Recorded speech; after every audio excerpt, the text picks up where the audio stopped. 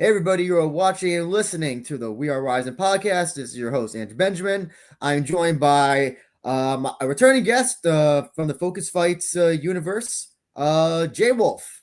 How you doing, sir?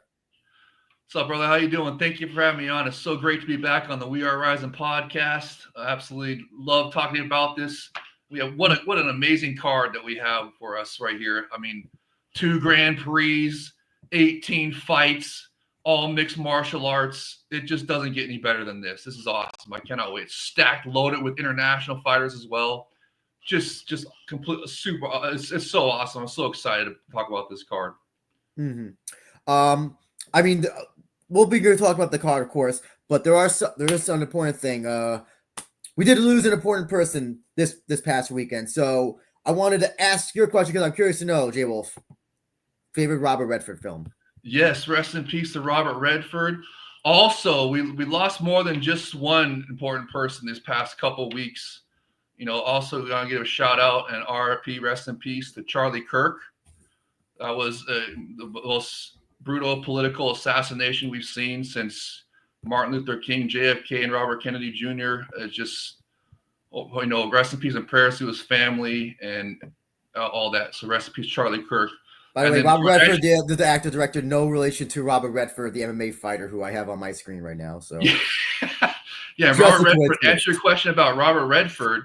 I was thinking about this, and I'm gonna pick, you know, because didn't you preface this that we couldn't pick Sundance, Butch Cassidy, and Sundance? No, you can pick whatever you want. I don't give a shit, but I think Sundance is overrated. I think it's a terribly overrated movie. To tell you the truth, it's not a bad movie, but just overrated. I think people. I don't know why people defer to it as like a classic. Because it's a great classic Western. I mean, if you like the Western genre, it was a great movie. And then also, you know, the other one that he gets a lot of recognition for, another fantastic classic Western, was Jeremiah Johnson.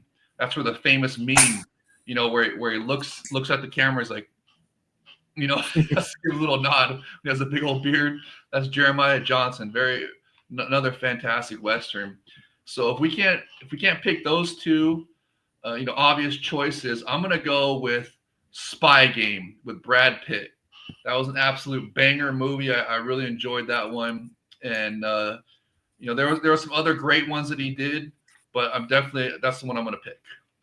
I'm going to be a hipster. I'm gonna say Sneakers. Oh, nice. Yeah, that was a good one. That was another good one. I don't think he didn't direct that though. Did he direct that as well? Was that? Oh, you know what? I have to look it up. I don't know.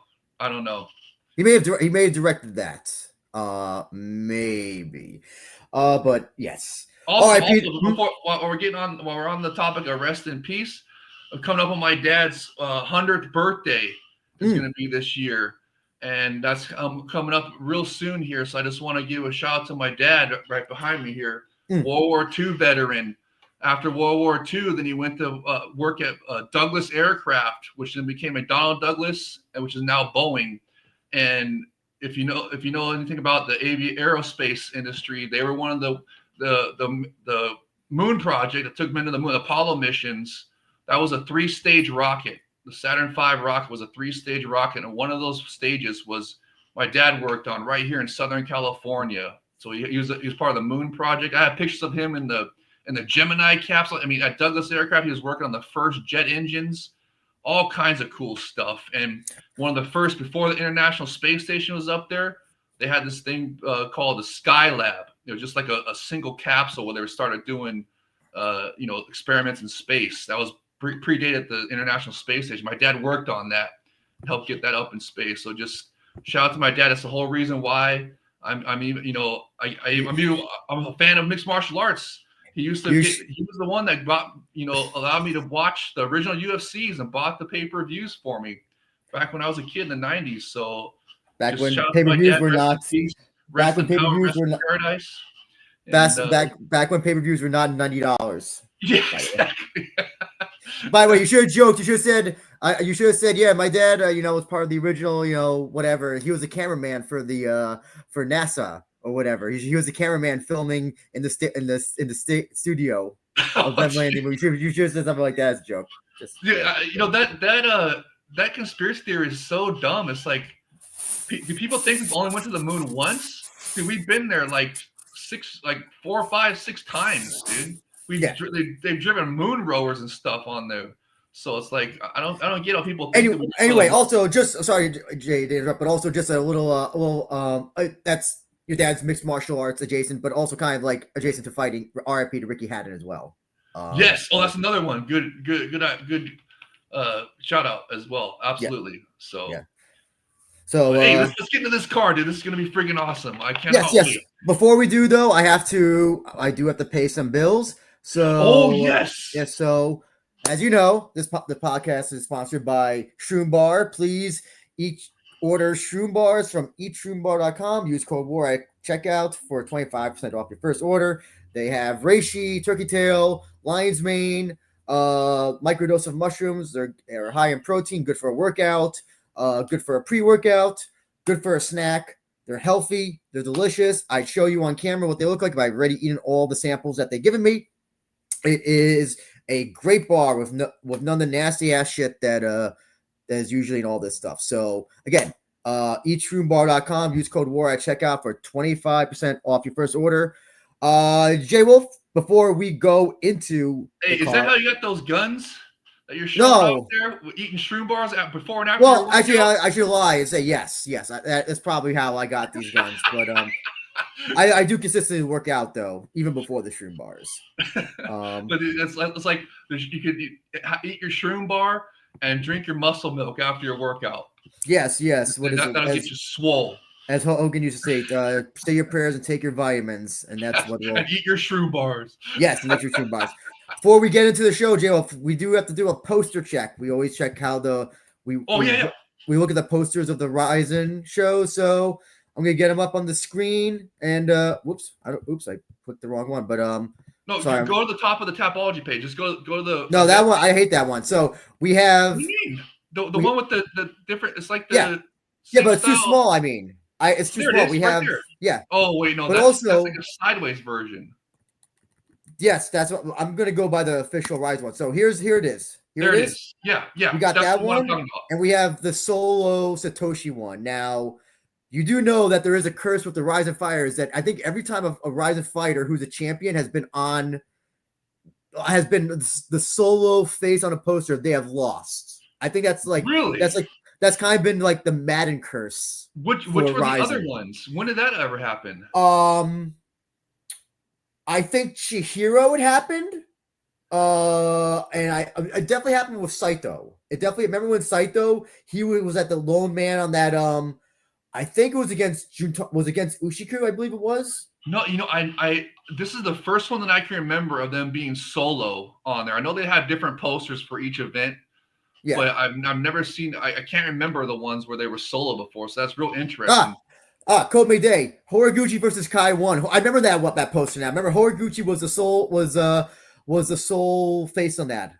He got the sole poster face. So there is a trend. So hopefully this is not. Hopefully this is not our Madden curse. This is not the Madden curse for Rizin. I don't think it will be. I mean, Satoshi's good. Horie's good as well. So, I mean, that'd be huge if Horie is able to pull that off. But anyway. They're missing a poster, though. Where's the heavyweight Grand Prix poster with Bader's picture? We're not counting that.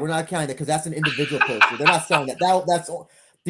They're selling these posters. They're not selling that one, as far as I know. So anyway. Really? They're not selling the heavyweight Grand Prix poster? No. Wow. That was just made for the internet. Okay. Now, J Wolf, what do you think about these I'll give you on these two posters thoughts and prayers or conclusions.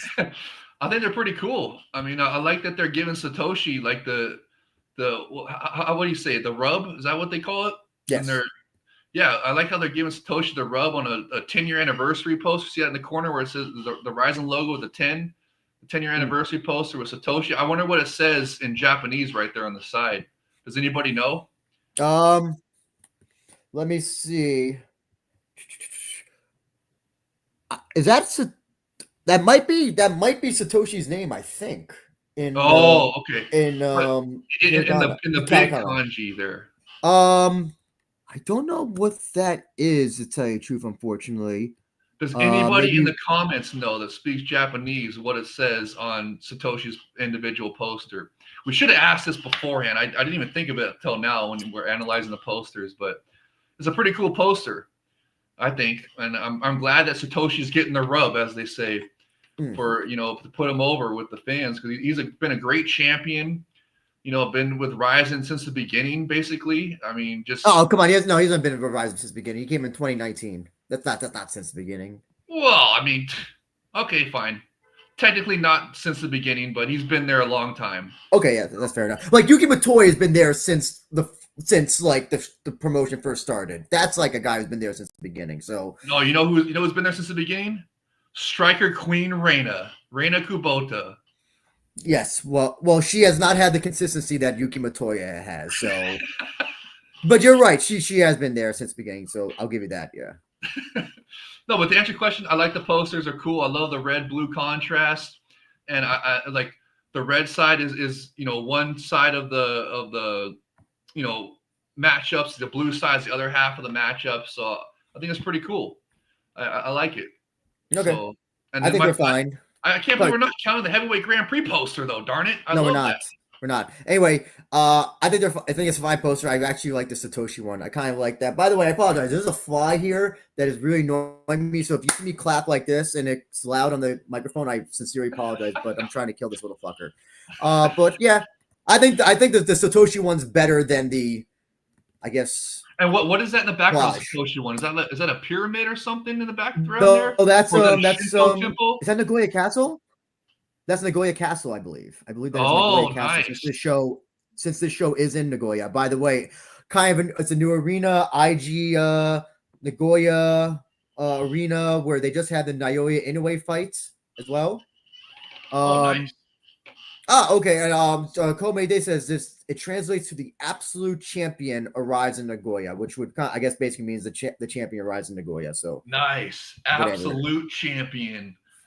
Roberto de Souza. Anyway, some update about how the show is doing. Most of the good seats are sold out. They have a few seats that are still available. I guess the cheapies.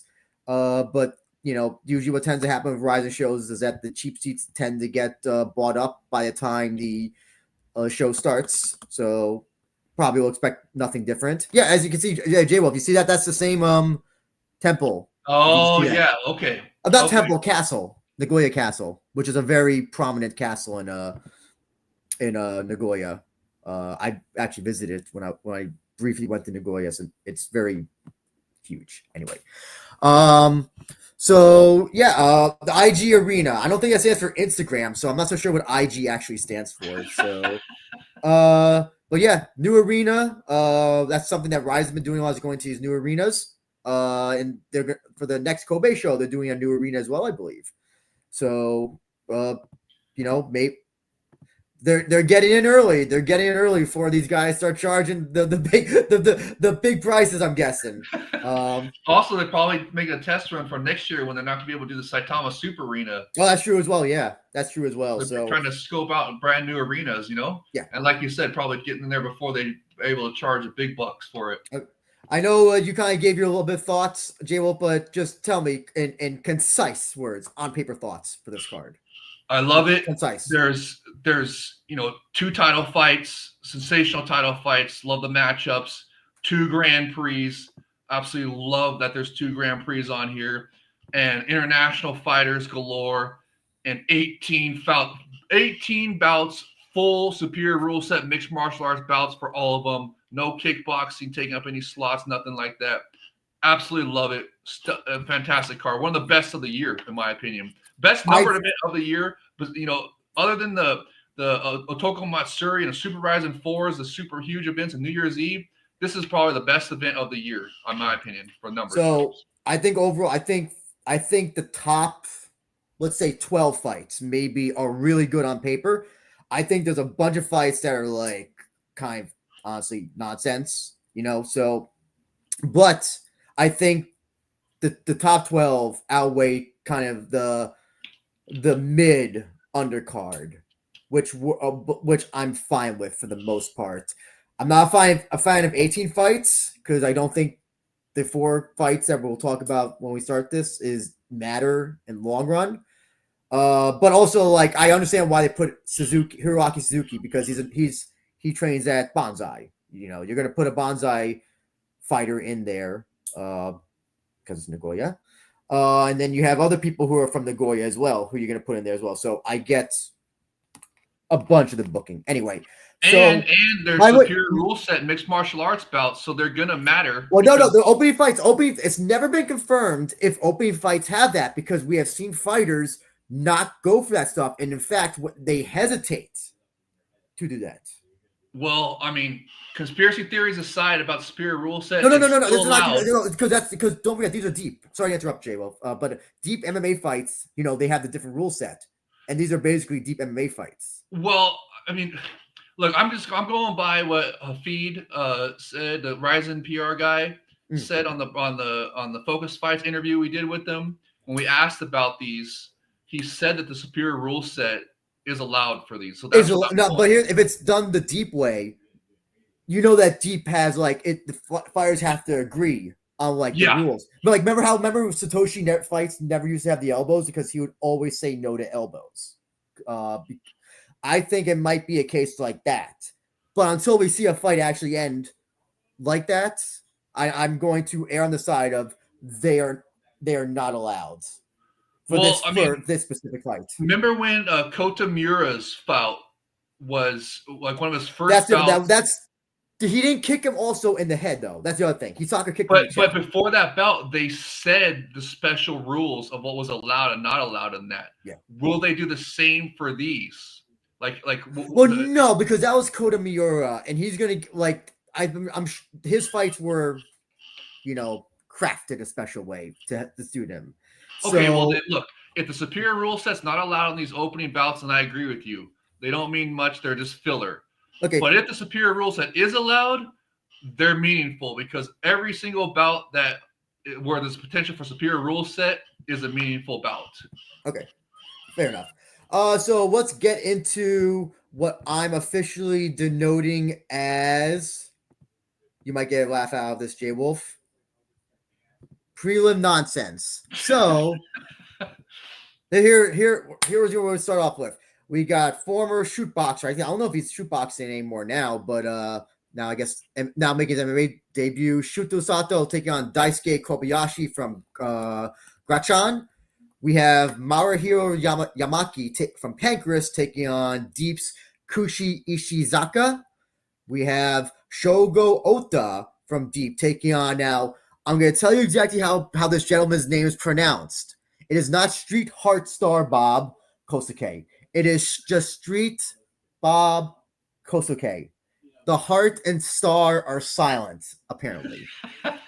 And Yuhei, former kickboxer, taking on Jin Wakita, a deep fighter.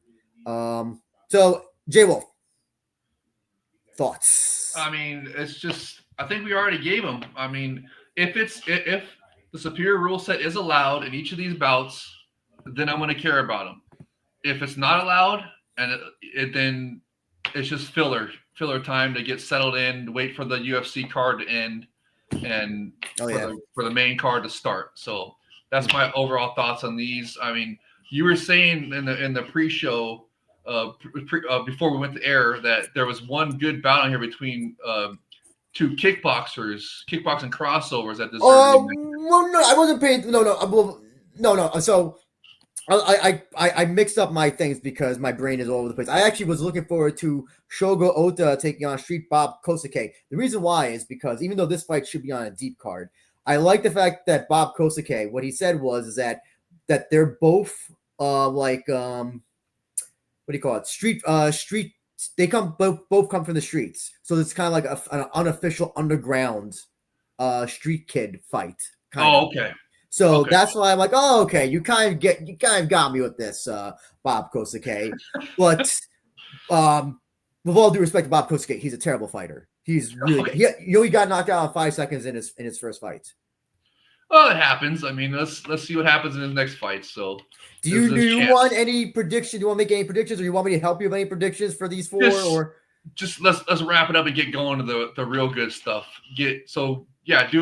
do it for me. Okay, Shoto Sato is making his MMA debut. Former shoot boxer, has fought in Rizin before in kickboxing. Daisuke Kobayashi is your favorite type of fighter, J Wolf. He is a fighter who has no finishes on his record, but because Sato is going into Kobayashi's territory, I have to say Kobayashi is going to hug this guy to death. To tell you the truth, Maruhiro Yamaki, I have not seen because he fights in Pancras, and you're not allowed to watch Pancras overseas. So, taking on Kushi Ishizaka. Probably Yamaki wins for this one. I already gave my thoughts on kind of this. I think Oto's going to win. I don't think Bob Kosake is a good fighter at all, but I admire his heart. And then kickboxer, former but kickboxer making his way over to MMA, taking on a MMA vet in Jin Wakita. Still have to, you're going into this territory. I have to say Wakita wins. Really nothing else to say. I don't know. You want to give any other quick thoughts? No, I think you did a great job. I'm ready to get on some real. I probably care slightly more about these than the average person, nonetheless. Well, I mean, okay. I shouldn't. It depends on if the superior rule set's involved. Let's get on to the fights where the superior rule set is definitely guaranteed. Okay, fair enough. Yeah, we'll start. And making his, long-awaited return since his loss to Saku Jr., Yusuke Yachi taking on Rizin debutee Bilal Kai Haga, half Ghana and half Japanese guy from Grachan, I believe. And he's a knockout artist. He's a knockout guy taking on a guy who's, I don't know. I think Yachi's chin is gone at this point. J Wolf, I don't know if you had time to look at Haga's resume. What do you think? What do you think about this? By the way, 6 and 4 he is. Haga is. Go ahead, sorry. Oh, I'm all about Yachi in this one. I want Yachi to get back in the W column on this one. So, and I mean, from what I saw of Bilal, I mean, he's a good fighter. Grachan is a good promotion, but I think Yachi's got this. I think this is a matchup that it's a winnable matchup for Yachi. Let's just put it that way. So we'll see. I mean, unless Yachi really is, unfortunately washed or whatever, then I could see Bilal winning. But if Yachi's still got anything left in the tank, he should win this 100%.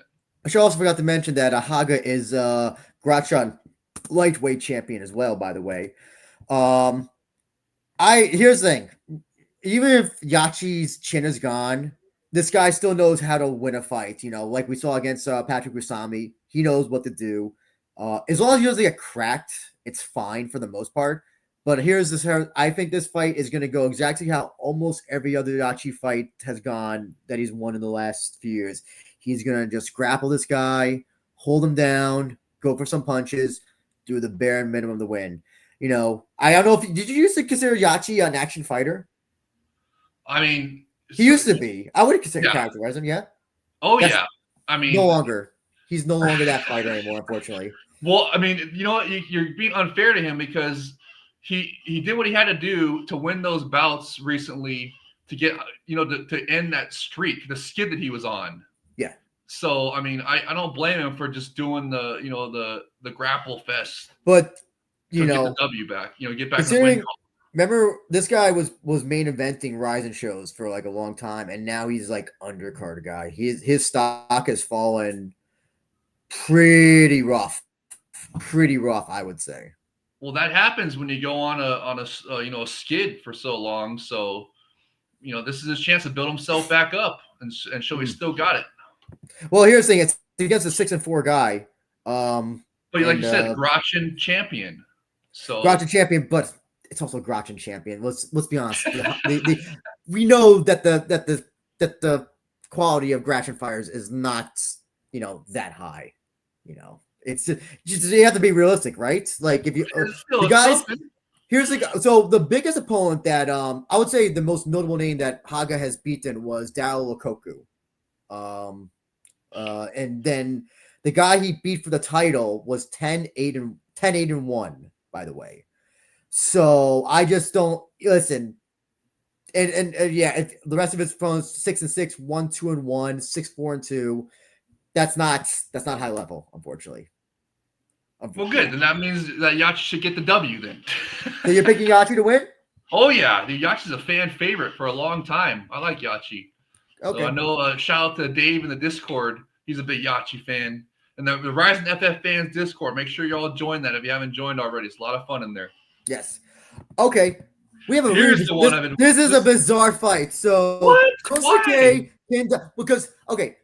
Kindaichi was this lightweight in Pancreas. He was good. He was a good fighter. Now he's a heavyweight. I don't know why, but he gave up or he took a break from fighting.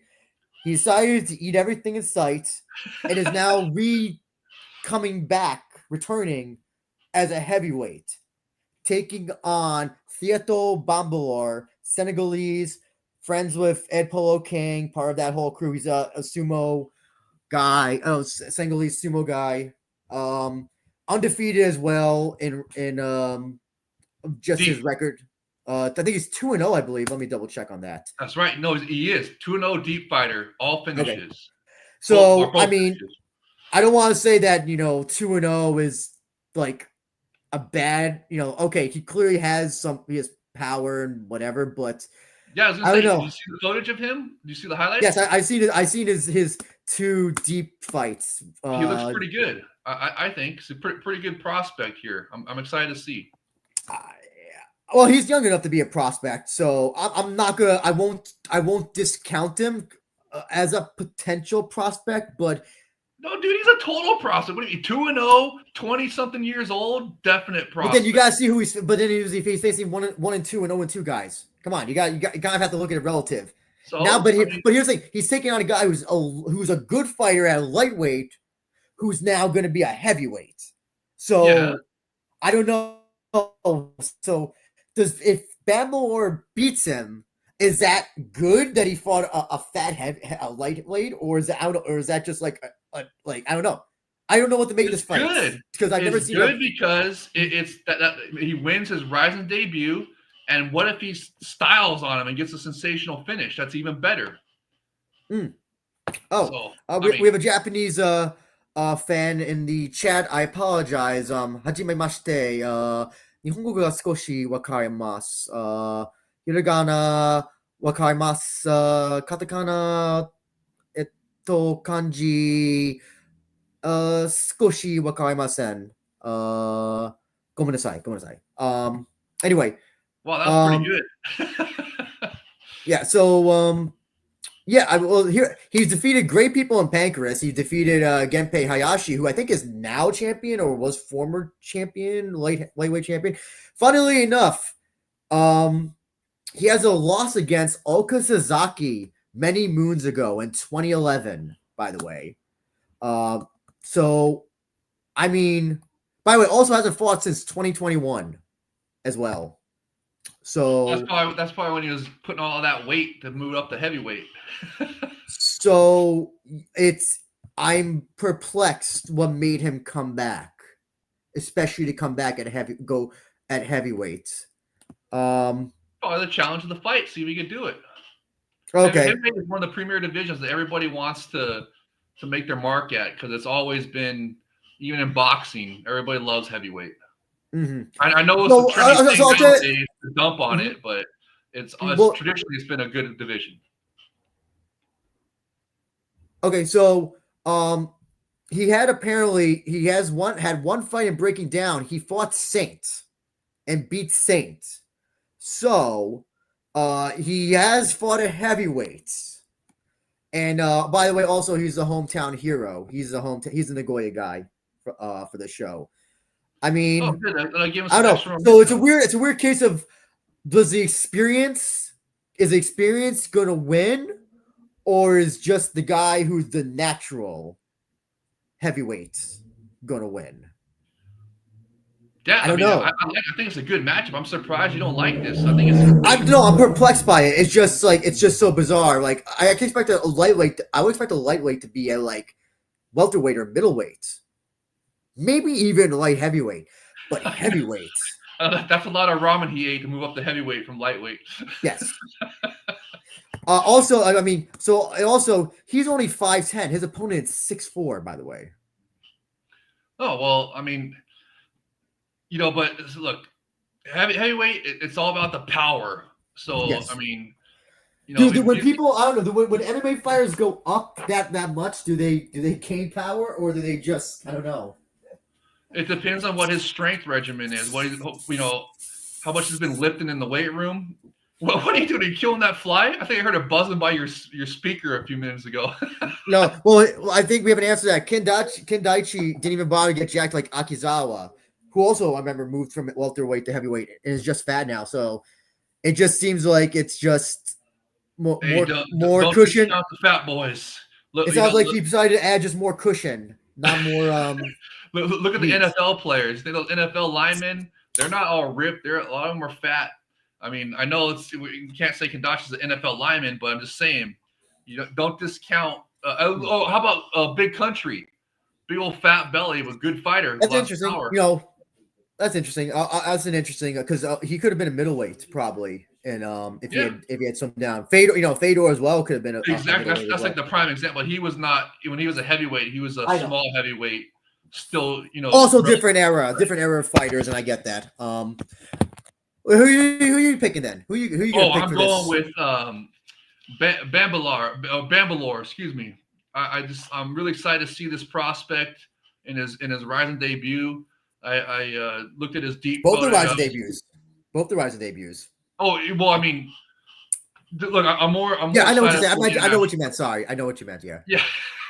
I'm more excited for the international fighters, international prospects, Rizin debut, to see what he can do on the big stage, and if he knows the assignment, you know what we want to see. We want to see some superior rule set. Yeah. If he gets a superior rule set finish, we got another exciting heavyweight. So, Jay Wolf, I am not going to let you count him as an international fighter since he lives in Japan. So I'm Bambalor. Yeah, he lives in Japan. He's not being flown in from Senegal. He lives in Japan. He trains with Ed Polo King. Dude, I don't look at him. That guy is African. Is that Cameroon flag or is that Ghana? Senegal. Flag? I believe that's Senegal. It's Senegal. It's not Ghana. I thought that's the black. Is it Ghana? Anyways, it's an African flag. Yeah. So I mean, he's clearly representing his African heritage. So he counts as an international fighter. I don't care if he speaks Japanese, lives in Japan for his whole entire life. He's an international fighter, or counts as an international fighter, I should say. Let's see. He began. Singles, you're right. Yes. His friend is Omar, came over, sparring partner for Ed Polo King, yada yada yada. It says Singhalese sumo. It doesn't say that if he's from Singhalese or not. I think he was born there. He was born there, obviously. That's why they had the flag there. But I think that's the Ghana flag, or it's either Ghana or Cameroon, if I remember correctly from watching World Cup soccer.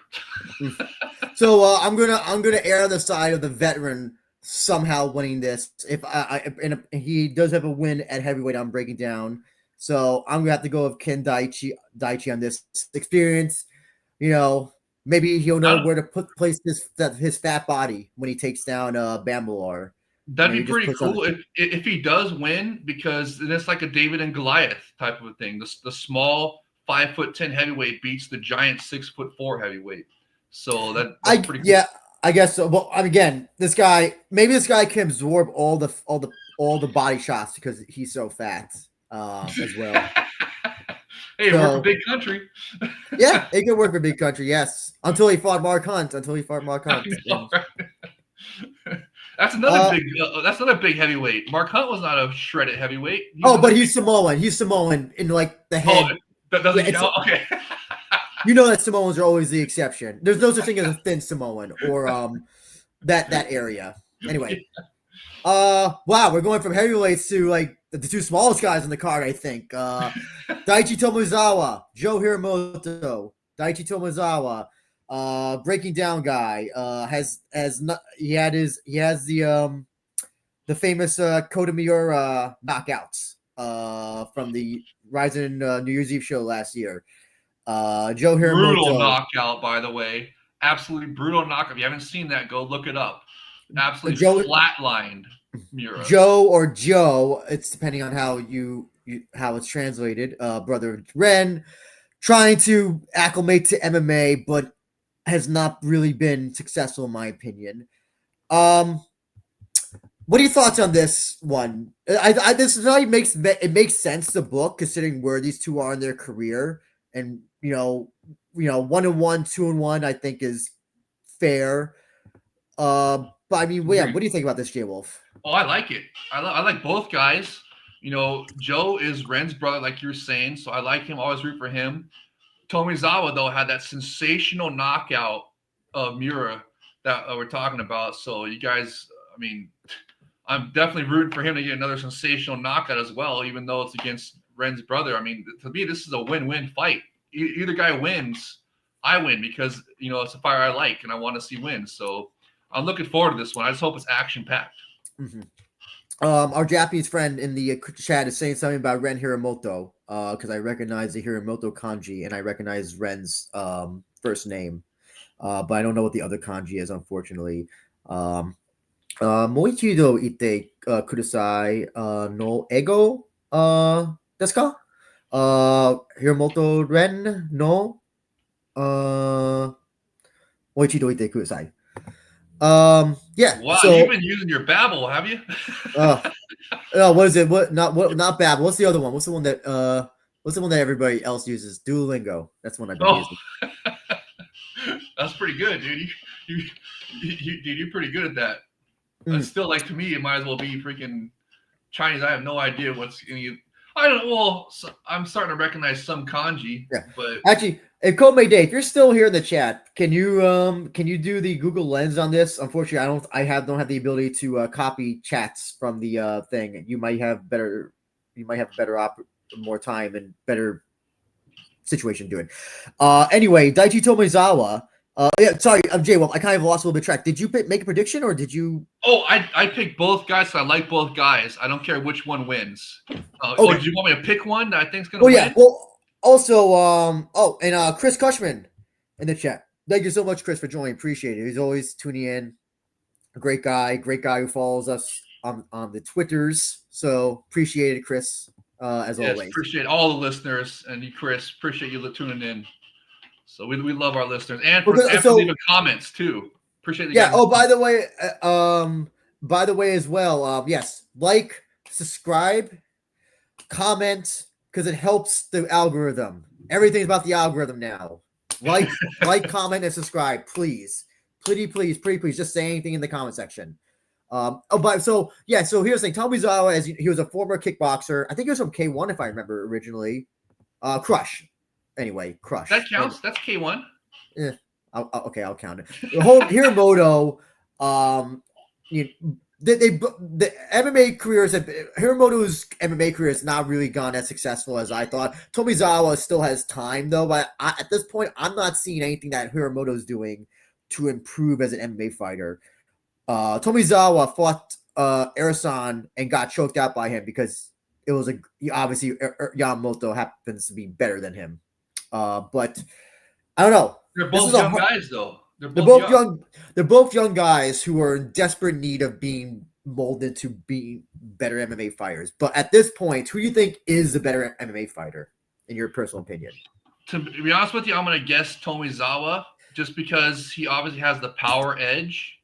So I believe if he can land, I think it's going to be a bad night for Joe. So that's if I had to pick one. But they're both good fighters. They're both good. They're young. They're both young guns. I mean, it's like it could go either way. So I'm excited to see. I think it's a good matchup. The other thing is, so I think Tomizawa I think he trains at T-Grip, which is Otsuka's school, Takafumi Otsuka. I don't know where Hiramoto does his grappling. I remember they talked about in the confession series. By the way, you want to talk about do your homework late? They finally released a confession series like yesterday and today. I was wondering when they were going to release that shit. That's a week early. That's not bad. No. They usually release them in 2 weeks beforehand. Yeah, I know. But I like it. I like this because it's fight week content, which I always thought they needed more of, because they like for the past week it seemed like they weren't really tweeting or anything, at least on the English Twitter side, right? And now they got some good content coming out. They had a presser for Landmark 12 or was it 11 or 12? I'm getting confused. I believe it's 12. I believe it's 12. I think you're right. So Landmark 12 in November, they just had a presser for it. I don't know why I'm getting confused with Landmark 11, but anyways, they just had a presser, and so I mean they're doing some good, fight week, content or whatever we call it. So I'm just good to see that. I'm sure they're gonna have the open workouts or whatever it's called, the pre-fight photo shoots and all that good stuff, and then of course the weigh-in. So. I like that they're incorporating in I don't know if it's going to be, we'll see what happens in the next card, but I like how they're having the Confession series be released fight week this time. I think it was good, wise choice to do that, to add to the fight week content. Let's put it that way. Also, this kind of continues the breaking down Hiromoto Black Rose kind of thing, if that's still going on. Oh, nice. Yes, it is. Anyway, just what I think Tomizawa is going to win this. We've already seen Hiromoto fight a bunch of times. I've seen no improvements for him. He has won middling decisions. He has been finished by lesser fighters. Tomizawa got finished did well against Ursan for a bit, but then obviously Ursan's experience won out. He beat Kota Miura. I'll give him that. I think that Tomizawa is just I think at this point seems to be improving better than Hiromoto. So I'm going to err on the side of Tomizawa. Who's the hometown guy? Oh, I don't think either of them. Neither of them are the hometown guys. This okay, never mind. Yeah. Then. Is it close to their hometowns? I would say close. Okay, never mind. Let me double check. So they're not going to have like their own little cheering section then. Well, they might. Let me double check it where Tomizawa's from. Yeah, it doesn't look like he's from. I don't think he's from Nagoya.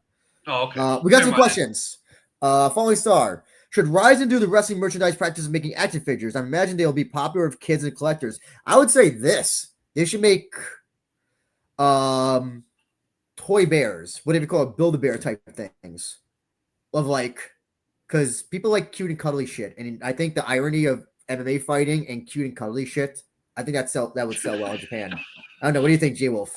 I like his idea. I think it's a good idea to have. I mean, they already do stickers. They do trading cards. They do like the individual signed poster type of a deal things, or what's it called? Not the individual posters, but the individual pictures and stuff that they sign. So I mean, the cards, trading cards, the stickers. I think the action figures. That's a good idea, but it depends on how expensive it would be. Those might be expensive to make. Here's an interesting question from Bengal Tiger NYC, who attended the panel, which unfortunately, Jay Wolf, I apologize. Still feel bad about that. That you could not join. No worries. He wants to know why you don't go to Osaka more often. They haven't gone since Rizin 25. Surprise, considering it's Japan's third largest city. So I know that I think they go to Kyoto more often. So Kyoto's more closer to Tokyo. So if you want to go to a show in Kyoto and you're in Tokyo, it's a lot quicker. And vice versa as well. If you're in Kyoto, you want to go to a show. Yeah. Osaka is about 4 hours versus Kyoto, which I think is about 1 hour and 30, maybe 2-ish hours away. Osaka also, I'm trying to think of what they have. They have the Osaka Joe Hall. They have Seibu Dome. And I think, what's that small arena in Osaka? I'm trying to remember the name. I don't know if Osaka has those mid-size arenas that they kind of do when they go outside Tokyo. Because they do mostly, they do for Tokyo / Saitama Super Arena. That's like their hometown. It's a big enough arena. And then they have the smaller portion of that arena as well. Osaka really just has kind of like I think they just have big arenas. The other thing, and again, also I think it's also distance. It's in terms of I forgot Eddie. That's one thing. That's Bodymaker. I think that's now. I think that used to be called the Bodymaker Coliseum. Again, I think it's because they don't go to Osaka that often because Kyoto is close enough in the Kansai region, and then with Kansai, you have people who come from Osaka to Kyoto. And I think logistically, I think that's why they do Kyoto more often than Osaka. But look for it to happen next year, Bengal Tiger NYC. I bet you because next year, remember the Saitama Super Arena is going under for renovations. Yes, so they're going to be going all across Japan. So I bet you anything, there's going to be some Osaka show or two next year. Yeah. Well, also guys like Haga and Cozy could sell Osaka easily, but also Kyoto's distance from Osaka is also like not that far. So why go all the way that way when you can kind of go halfway and you know the people from Osaka are going to come to you anyway? At this point when they don't need to go that far. It is interesting. Yeah, 4 hours is a big difference. Listen, yeah, it is. People look at that map like, oh, Osaka's not far. Listen, you feel that unless you will get on the fast train to Osaka, it is a long trip. It is a very long trip. But they do have trains that get there, right? So you don't have to take a car? Yeah. Yeah. Oh, okay. Oh, yes. It'd probably be like a 6-hour drive with a car, huh? Just Bleed fans right. They should make a Cup Noodle Man figure. Yeah. That's what they should do. Also, awesome. our Japanese friend says not BD. Who's not BD? Who's not breaking down? Tomizawa Senshu. BD Senshu. Desu ka? I thought he thought on him. Furuhata-san's in. So we have any Japanese stuff, he'll be here to help us. So excellent. Appreciate it, Furuhata-san. So you picked Joe? No, Tomizawa. Remember because yes. It's so sad because I like Ren, but like it's kind of like his brother has none of the charisma or like fighting ability that his brother does. Well, he's still young. Give him a little bit of time. I mean, doesn't just come like that for everybody. So we'll see what develops. Oh, anyway, this is an interesting match. I know you weren't looking forward to this, but I'm kind of intrigued by this. Where we have a former K1 fighter, Tetsuya Yamato, taking on former shootboxer, now MMA fighter Takahiro Okoyama, who's fresh off. His most recent fight was he was in the deep featherweight tournament. When did I say it wasn't? I wasn't looking forward to this one. This is a superior rule set one. Maybe it was a prelim one that you were thinking of. Yeah. No, if it was when you remember what we were talking about before we went on the show about there was when I was saying let's group all the prelims together to save some time, and then you're like, oh, but there's that fight between two kickboxers on there. I was like, oh yeah, well that one we can talk about. So that was this one, and this one is with superior rule set, so of course I'm all about it. Yeah. Did you get him? Did you get it? Nope, I did not get him. So it looks like Yamato was another victim of, I don't know, not victim, but another guy who's left K1. Couldn't fight for a number of months, according to him. Said that his contract did not allow. We learned that the contracts in K1 apparently, if you leave, you are forbidden. You are like under like a 2-year like no compete clause or something. It was something very ridiculous. Remember that when that thing was released by that fighter, something like that. No. Was that K1 that did the 2-year? That was K1. Yeah, I forgot who talked about it. They don't do that anymore, do they? Because guys are leaving K1 now all the time. Oh yes, yeah. Anyway, hopefully that stops. Now that they got a broadcast partner, let's make sure we put that out there. They finally got an international broadcast partner, Abima USA, and you can get every K1 now. And the one that just happened was a very nice, good mint stream, everything, no problems. So K1 is back in my opinion. They're gonna be building back up here soon. In case you're curious to know, because you probably asked this, they're both hometown hero guys, but I think Yamato is from Aichi region, which is Nagoya region, but not the city of Nagoya, and Okoyama is from Nagoya proper. So they're kind of both adjacent hometown here. Well, one's directly from Nagoya, the other one is from Aichi, which is like the prefecture that Nagoya is a part of. So. Hey, you think they'll let Okoyama wear his shootboxing pants? For MMA fights? Yeah. Well, he hasn't worn them in his MMA fights. I know. I'm just saying. I love the shootboxing. They still do the pants fighting. That's awesome. So what do you think about this? I like when Rizin does this. I like when they take like the former K1 guy, the former boxer, they put him in MMA fight. I don't like it when they take the former K1 kickboxer and then put him in an MMA fight against a 10-0 guy, something like that. I don't like that. I really don't. I don't mind that as long as it's not a grappler first. I don't like when they take the kickboxing guys and they throw them into the fire with a very. But usually, I'm going to assume the MMA guy knows grappling, and if the guy is smart, he'll just grapple the guy. That's the thing. That's kind of how it is. But I get what they're doing when they do that because they want to teach the kickboxer a lesson about grappling, and there's no better way than trial by combat to learn lessons about grappling, what works and doesn't work, right? So it's like I understand it, I just don't like it. If there's a kick, I like the kickboxing crossover because I love my kickboxing crossovers. You know me. So I want them built up gradually before you throw them in there with an experienced grappler.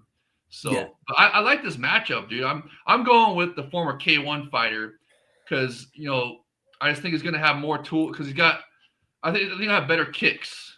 I think that'll be a big factor in this one. That's why I'm going to pick Yamato. Okiyama has already had a bunch of MMA fights. Actually, his MMA debut was he beat Dark on that shoot boxing show, Dark Shirakawa. By armbar of all things.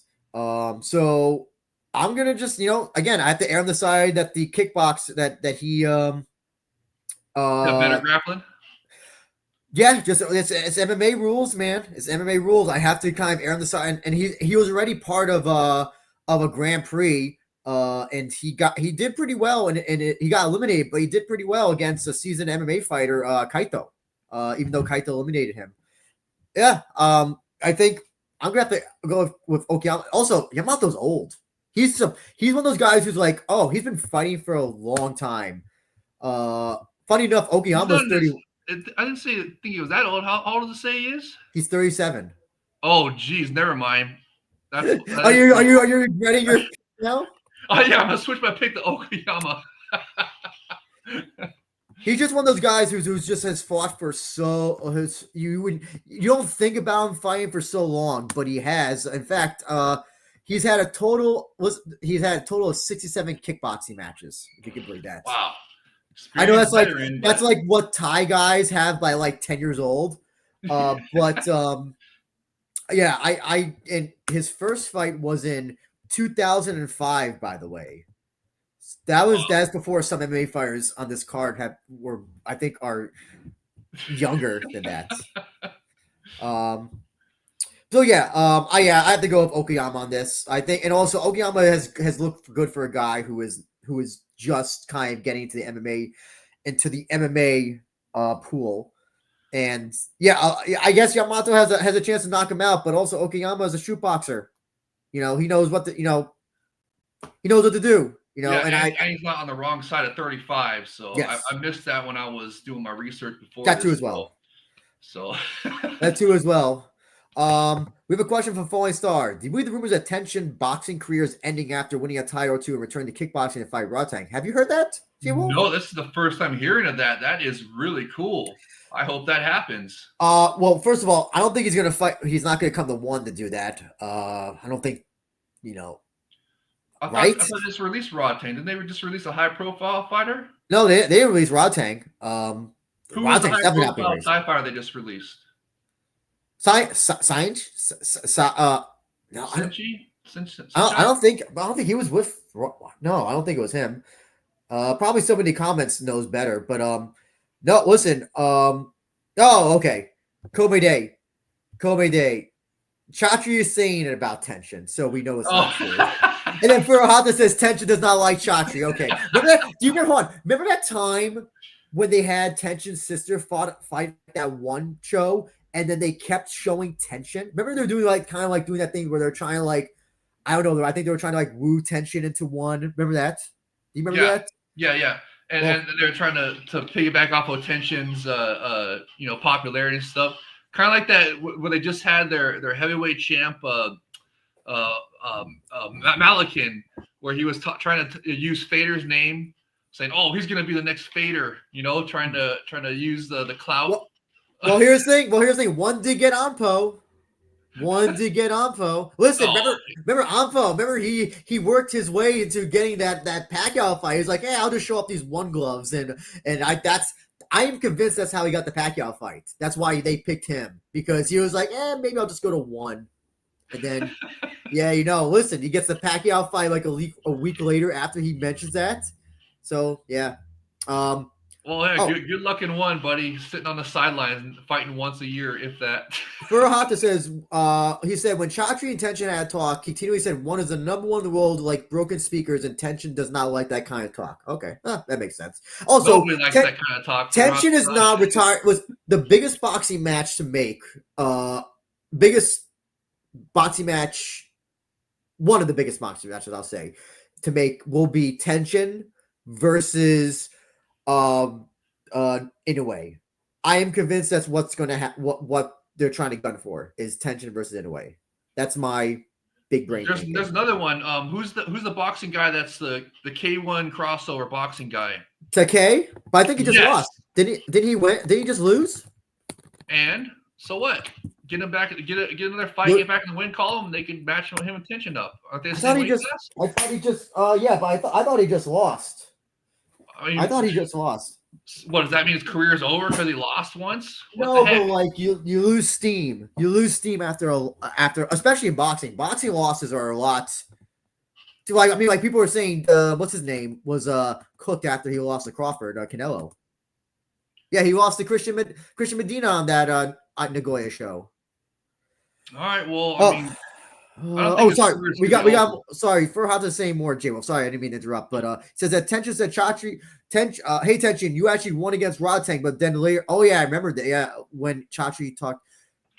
I remember that. He was sitting there saying that that Rodtang, like he's hyping up Rodtang, right? That Rodtang actually beat him. He kind of like he was playing both sides of the fence, so to speak. Yeah. But yeah, listen, that's what's gonna happen. Inoue versus Tenshin, and it'll make a lot of money if it does happen. Yeah, or the other guy we're talking about.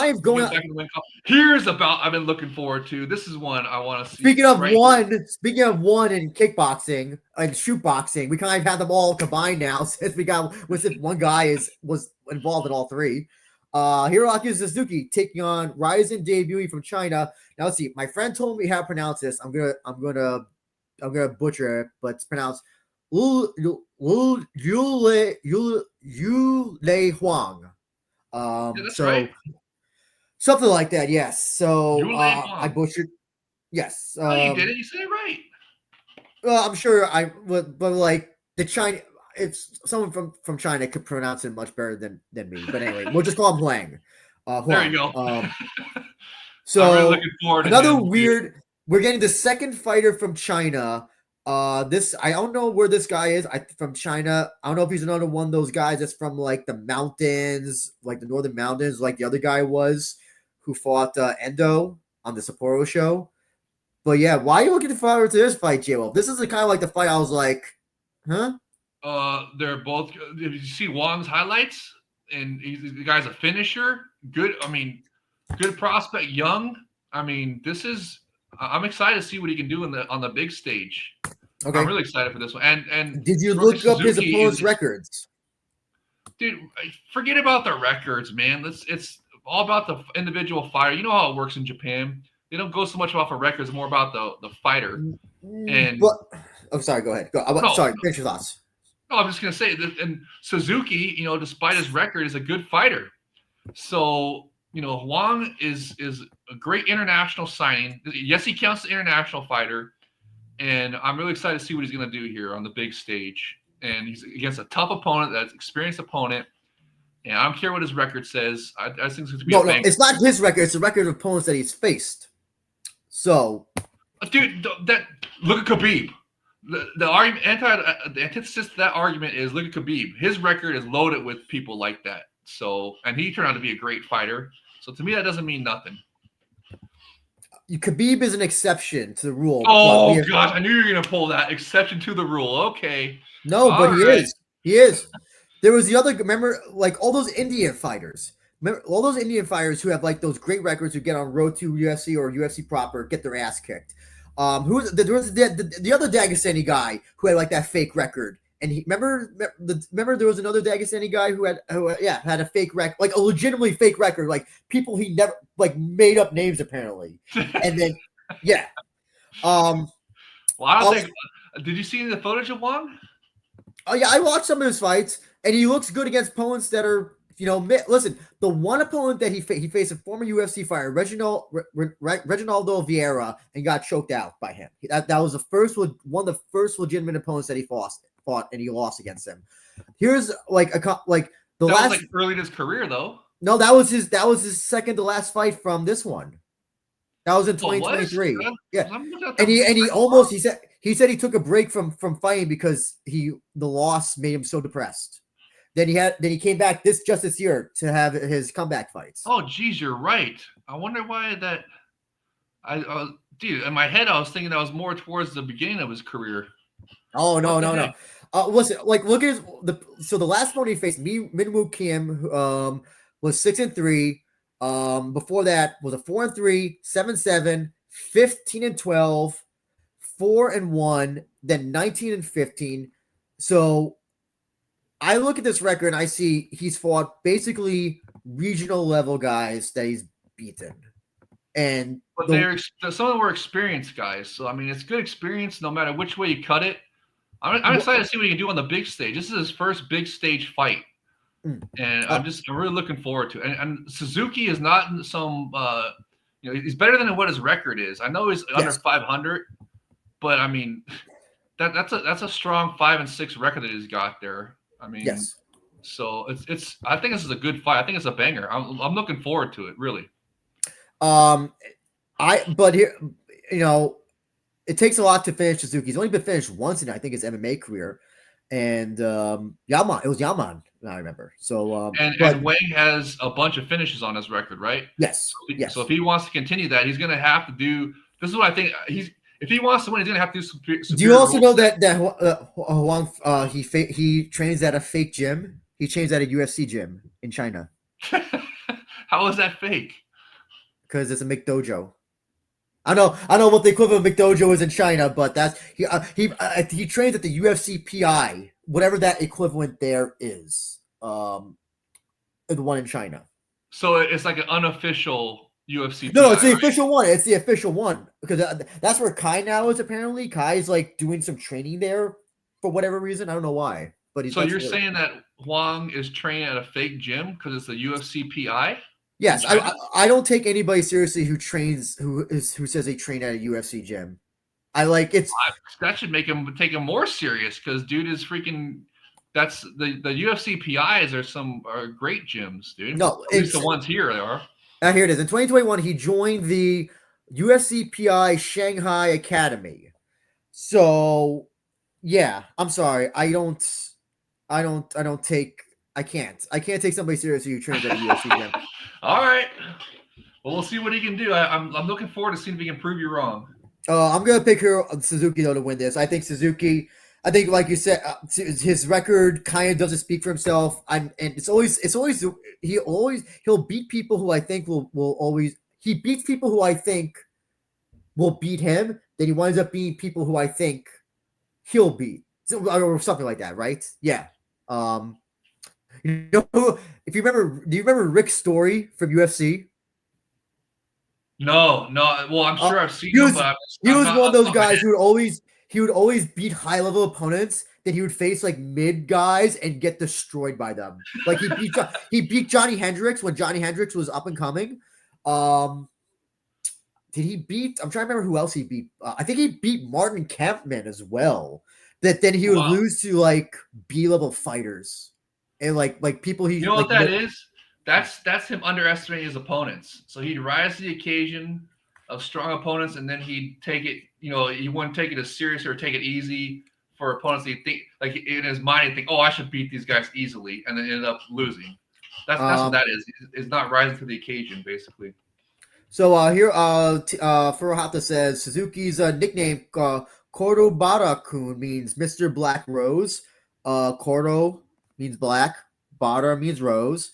Kun is just the notion of like san San, Kun, Sama, whatever. So that's why they call Sakakibara-san Rose. Yes, because Bara is Rose. Yes. Oh, so when you call him Bara, if you go up to him and said Bara-san, you basically be calling him Rose, Mr. Rose. I'm gonna go up there. I'm gonna call him, hey, Rose Goat. Yeah. So the Rose greatest of all time. Bengal Tiger has a question about the Korea debut. With how few events Rizin does, what is the financial side of doing events in such a small venue? So they didn't pay for that venue, Bengal Tiger. That was them getting basically, I believe it was a site fee. I don't remember how much. I remember Kobe Day, I think he found out how much, but they were basically invited there by the whatever that casino resort was. So they basically didn't pay for anything. That's cool. I don't even know if they didn't. Yeah, they didn't. So I don't know if they even have to pay for travel. They basically had same thing with the Azerbaijan show. The president's wife, I think, owned that arena, so they basically didn't have to pay anything. So yeah, that's freaking awesome. Hopefully, we get some more. Well, that's what sports is now. No sports. High level sports is no longer paying for arenas. UFC does not pay for arenas anymore. You pay UFC to come to you now. If I had the money to pay for UFC to put a show in my backyard, they would do it. And we all know that. Same thing with Rizin. Rizin is not going to come to Hawaii unless they're being offered something by the Hawaii Tourism whatever commission, and then they don't have to pay for the arena. That's just how it is right now.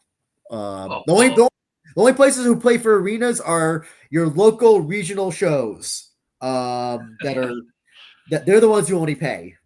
And it's expensive. We'll see what's going to happen next year. I'm anticipating, because now the international events are called the World Series events. So next year, since the Saitama Super Arena is undergoing renovations, I'm anticipating at least 2 World Series events next year. Yeah.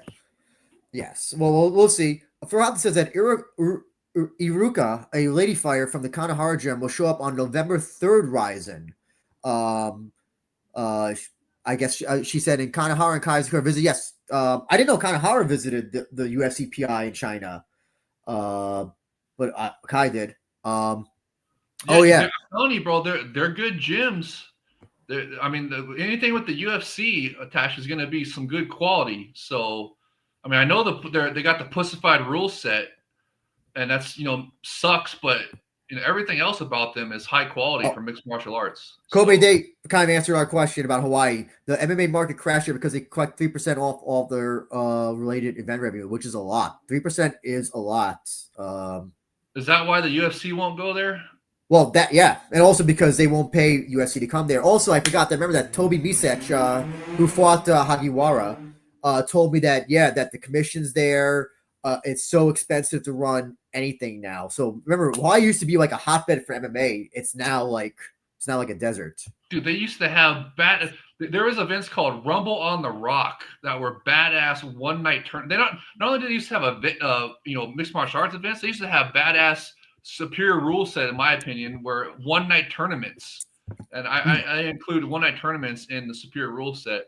Or superior format. So it was just awesome back in the day. So I can't answer this because I haven't looked at the trailers, but J Wolf, I don't know if you saw the new English trailers. What do you think about them? I love them. I absolutely love their English content. I want more of it, and as much English content as possible. They do a fantastic job, and I love how they got the new option where for the confession series and stuff where they translate it all for you. Yeah, that's not really a new option though. They've had that since they started doing them, I think. No, they just had this brand new thing where they got like it's like an AI tool where it God, no, fuck that. I hate the AI dubbing. It's so it's dumb. Cool. It does it in a bunch of different languages. I think it's cool so incorrect though. It is incredibly inaccurate. Like it is badly inaccurate. It's better than nothing. No, it's incredibly okay. The subtitles. You're talking about the auto dubbing, right? Whatever the new one is, they just did in the last year or two. The new feature that they got. Okay. Oh, because now they use the AI thing to subtitle them. Before they used to actually translate them, but now they do the AI subtitle thing. But I think now there's voice over AI dubbing. I think for things, which is is it really?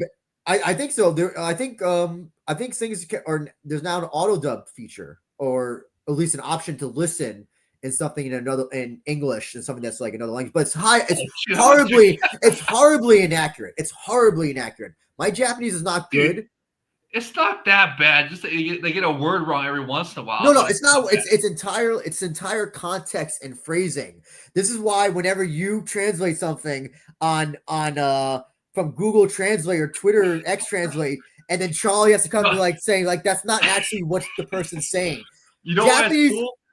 Because before we used to have to wait like a week after the stuff would get released, and when they would do the dubbing, or not the dubbing, excuse me, the translation for us. Yeah. Now it's right away, same day. It's all ready to go. It's bad because it's inaccurate. It makes you think. Like, remember that whole remember when Sabara supposedly said, remember that whole thing was like, oh, if you are a Japanese fighter, you're not going to become a UFC champ. Remember, it was so horribly mistranslated. But what he was saying was something else along the lines of like, if you're a Japanese fighter, you're not going to get the same treatment to get the push as like a Brazilian or a Russian fighter. And it got spread around and it got mistranslated. Billy Bigelow as well, supposedly in his interview was mistranslated as well. So yeah, you have to be careful. You can't take those at face value. You can say this is summation of what it's being said, but it's not exactly what's being said. But the Answer Fallen Star, they're fantastic, dude. I love their English content. I want more of it, dude. I love it. I think they should do like what you're saying. If the AI translation stuff is messing it up, then just get the translations out there quicker. I mean, it's just I love their English content. The problem is that you're gonna have aggregators that may latch onto it, and then they're gonna say some bullshit, and then someone's gonna get in trouble, and then I don't like that. We don't live. This is not a world that double checks, triple checks, whatever. They're just gonna take it as face value, and they're gonna Real Kevin or whatever that guy's name is gonna post it or whatever, and then MMA Guru is gonna say this or whatever, and it's just like I don't like it. It creates inaccurate information, and inaccurate information spreads faster than accurate information at this point. That's okay, why but I don't like it. I like the effort. I love the effort to get it out to the international fans, and the Answer Fallen Star, the English trailers are fantastic, and I want more. I love it. Kobe Day says you've been brainwashed to think the UFC gyms are good. And I have to agree with that. I mean, the UFC PI here in America is one of the top gyms. So, I mean, you think they would take the same kind of stuff overseas for their PIs? I mean, admittedly, I don't know about the international. Chris doesn't like the audio dub either. All right, wait. I'm just saying I love the English content. I want some more. It's good. I love the trailer. Yeah, it's just I think it's awesome. Please give us more, and don't get discouraged because the dubbing is wrong. No, get discouraged if the dubbing is wrong. Get discouraged if the dubbing is wrong. Just like hopefully we get an interview with Danny Sabatello or somebody else maybe this week. Just something else. I'm sure they will, because that's why I want to get to these fights quick. Dude, are you gonna cut us off at 2 hours? Let's get through these. Of course, Get to the meat and potatoes of this with Danny Sabatello and all those guys. No, that's fight I'm looking forward to, man. What are you talking about? An unofficial Prankers Championship match. This is unofficial. This unofficial featherweight championship match because Kisa Miyagi is the featherweight champion Pancras taking on Ryo Takagi. So I like this. I like this unofficial Pancras match. All right, cool. Do you have any? Who do you got then? Who do you got? Man, because they're both fucking good. Takagi's got hands of stone, but Miyake is the better grappler of the two, the better MMA fighter. But like it's almost, I feel it's gotta be 50-50 at most for this. Oh, good. I like those kind of matchups. Maybe it will be good. But I'm gonna have to err on the side that probably. Oh man, I like the Takagi so much, but I feel like Miyake. By the way, Kisa Miyagi. What was I gonna say about him? Oh yeah. Pancras featherweight champion. He's finishes people that he shouldn't finish. And he, one of those guys who you don't think he's gonna be good, then he's like actually good. I have to probably err on the side that he's gonna probably win this fight. Probably. You said he's got the better grappling, so that's who I'll pick yes. too, Miyake. Yes. So.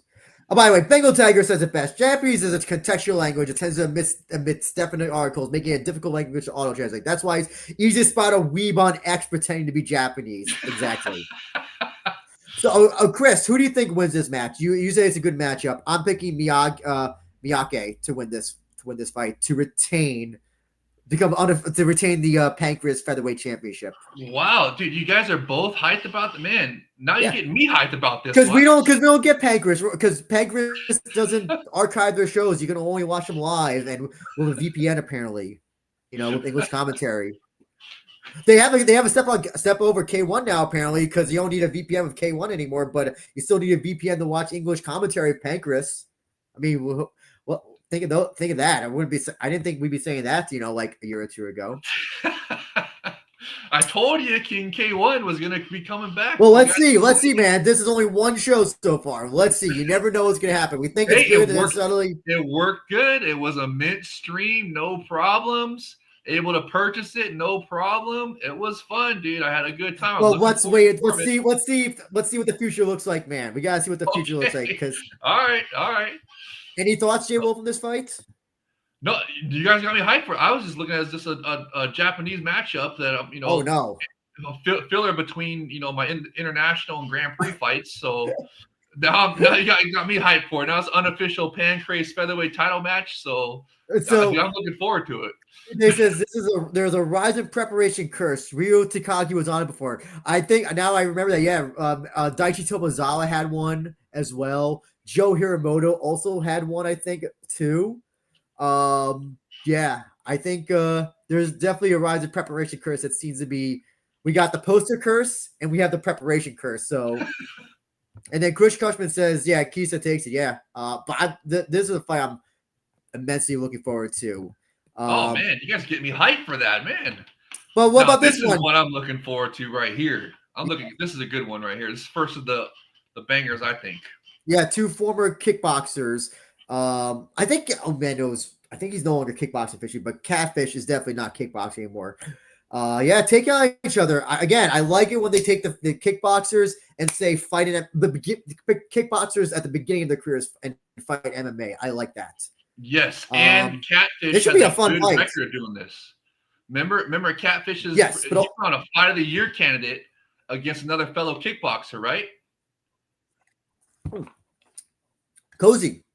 Yes. Both their fights, both the kickboxing one and the MMA one was great. Yes. So now they're looking to repeat that formula by matching Catfish up against another kickboxing crossover. And you spelled his name right. You put it as Catfish, plural. Oh, close enough.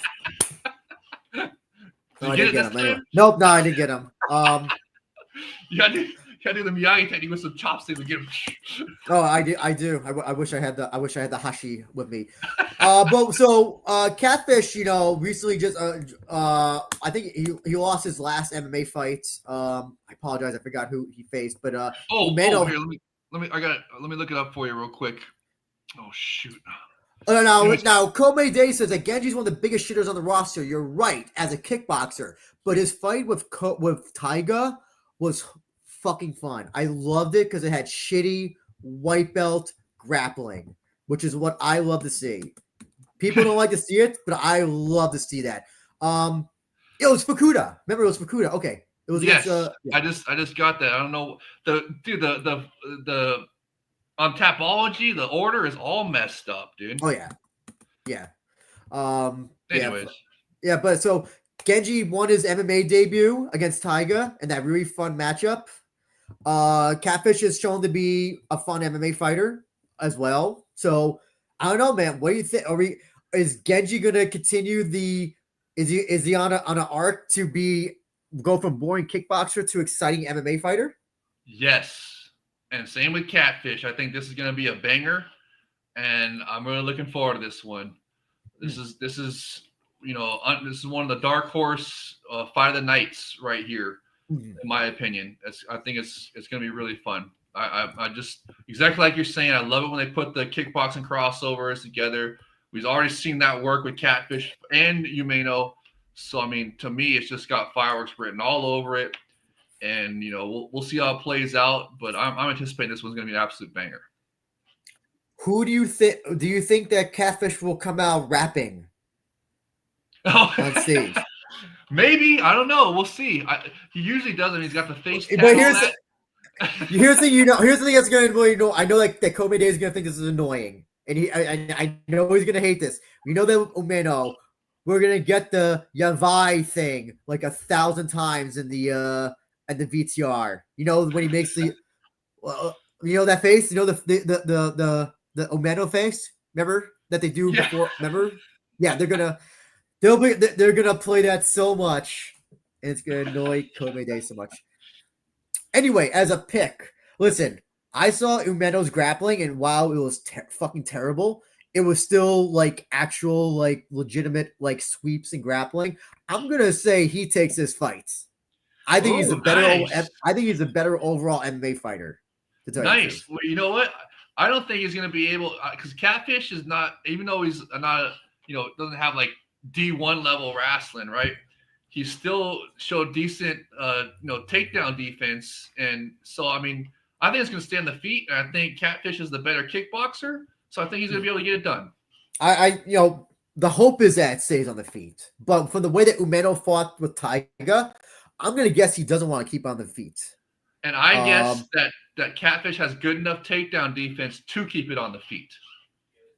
Yeah. Oh, actually, Farhat says that Yavai is a word that Kid Yamamoto spread more than others. Do you remember that, Jay Wolf? No, dude. Man, I'm trying to remember right now. I don't know if he ever said it in any promos. Did he ever scream it in the ring? Probably.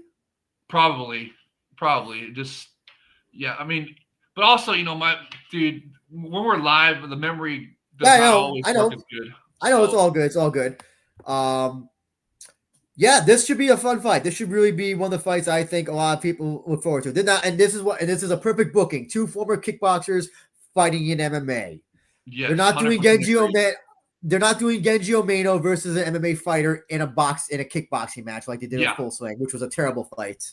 They're not throwing him against an experienced grappler, Brazilian Jiu-Jitsu master, and any of that stuff. So it's going to be a banger. Yeah, so looking forward to that 100%. It'll be great to keep him on the feet. And also Umeno in this bout with Taiga, if I remember correctly, didn't he have some superior rule set in there? At least some ground. No, wasn't it? I don't think it was. No, remember. Well, Cozy fought Kota Miura. Remember, he finished him that way. Remember he. No. I'm talking about the Umeno and Taiga bout. That was fun. I could have sworn there was some superior rule set in that one. Well, no. Remember, Taiga had another MMA fight. You might be thinking of that one. Oh, okay. Maybe remember, you're right. Remember, didn't he get kicked or something? And remember he had like a cut over his head or something, I think. Okay, so if it wasn't Umeno, then never mind. I was thinking that it was Umeno, and we might get some superior rule set in this one. So we still might. We'll see how it plays out. So and Farhata says that Yavai is not a popular before, but Yavai originally is very bad, but Kid Yamamoto started to use it and became really great. So a lot of young people use it to mean very bad, very good, or great. Okay. Oh, okay. So it's like saying, "Oh, that's bad," but in a good way. But it could also mean like, "Oh, that's great." I guess it's kind of I don't know, like it's kind of like maybe it's like fat. Is that like PHAT? Is that still used now? Like bad. Bad is. Oh, like she's a baddie. Exactly. Like there's good or bad connotations, but there's a bunch of words that are like that. So okay. Anyway, let's move on. What's the next one? The next one shall be. Oh, okay. Let's talk about this. So, and this is. I have we're this. At the Grand Prix finally. Yeah. We're gonna talk about the Flyweight Grand Prix just in general, because there's 3 fights. For this one though, I'm calling this the bullshit alternate in Flyweight GP because it's really bullshit that Yuki won his fight fair and square, was eliminated, taking on the guy who got submitted in about a minute. I don't care that if Ersan is maybe the least injured or the most well to take on a fight. This shouldn't be a fight we're talking about in the first place. It should be Ersan versus whoever else lost. Hiroya. Well, and just Ito just asked out completely? No, hell no, yes, dude. What are you talking yes, about? it is. He got so if he loses this fight, he doesn't get a title shot that he won in the initial rounds of the fights of the fight that he won. No, you're saying that you wanted Ursun to face another winner. I mean, another loser for the alternate spot, and just Ito just be asked out completely. No, Ito, no, J-Wo, sorry. I have to interrupt you because that's not what I said. Ito should not have been eliminated from the beginning. He should be facing somebody else. I don't know. He should be facing whoever. No one. If you win a tournament, you should not be voted. There should not be a vote to eliminate somebody. Well, again, this is because there was 5 bouts for it was a 10-man tournament basically. That's the whole freaking problem. It should have been a 16-man tournament. They wanted to 6. They're trying to get a Japanese finalist. That's why they didn't go with a 16-man tournament and did a 10-man tournament instead. And then for the 5th winner, they had to have a vote to see who his opponent would be. And it was did y'all even get a vote? I think it was somebody else that got voted to be his replacement, and then that guy was injured or something. Okay, how about this? J-Wolf, they should have had an even number. I'll say this, an even number in this, not an odd number of fights. So I will say that. I won't say 16 or 10 or 12. I'll just say an even number so that this wouldn't happen. Ito won his fight fair and square. He destroyed Zulu. No question about it. He was eliminated because that's what someone was going to be eliminated because that's what Rizin was requesting. And so... But he's not technically not eliminated. He's not eliminated. I thought I'm sure he's eliminated. If he's not, he's eliminated because if he wins, he's already lost to Ursun once, and we know that his Achilles heel is takedown defense. It's highly likely that he could lose this fight also, because so that's why you don't like it. No, I don't know. No. I don't like it because this shouldn't even be a topic of conversation. How is it a real tournament if people vote, if there's a vote to eliminate somebody who won? I don't know what you don't see. What's wrong with that? But he's not eliminated though because it's an alternate. They're just a vote to see. No, but he shouldn't be an alternate. Is what I'm saying. He won the fight. Again, we agree about that because I wanted a 16-man Flyweight Grand Prix for the longest time. Yeah. We agree on that point. But since they didn't do that, so they want to make a Japanese finalist, we got to work what we got. So what they did was they figured they just have 10 matchups in the opening round and then have a vote to vote for the semifinals and then who would be the alternate. I'm saying that got voted as the alternate. I'm saying that. Sorry, go ahead. Sorry. Oh, I was just going to say that vote was really fun. I set my alarm for it and everything. It was like at 3 a.m. and it was so much fun. You should have been up with us. No, we were having such a good time. It was like an official vote where they did the whole they did like an actual election. It was so fun. We had so much fun on the Discord talking about what was happening and the matchups that came about it. We even had some Discord. Aniki was one of the voting members. Remember they only had like a select few voters, a voting pool. And yes. Aniki MMA. But also, he said it was dumb. It was dumb to have this vote. I think you're missing my overall point is that we shouldn't be having this conversation. We shouldn't be having a conversation about one guy being eliminated who won his fight fair and square. I agree. Listen, if a 16-man Grand Prix is what was needed to not have a vote, I'm just gonna. I'll condense it to a even number of fights. There are ideas that may work in theory. And originally I thought when I heard about this, I was like, oh, okay, they're going to have 2 people who are eliminated. They're going to have a vote for the elimination or for the whoever got eliminated. That's why I initially thought. Just for the alternate. They're voting for who's alternate. But again, the semifinal matchups. And in the history of fighting, has a winner ever been put in an alternate? What do you mean? No.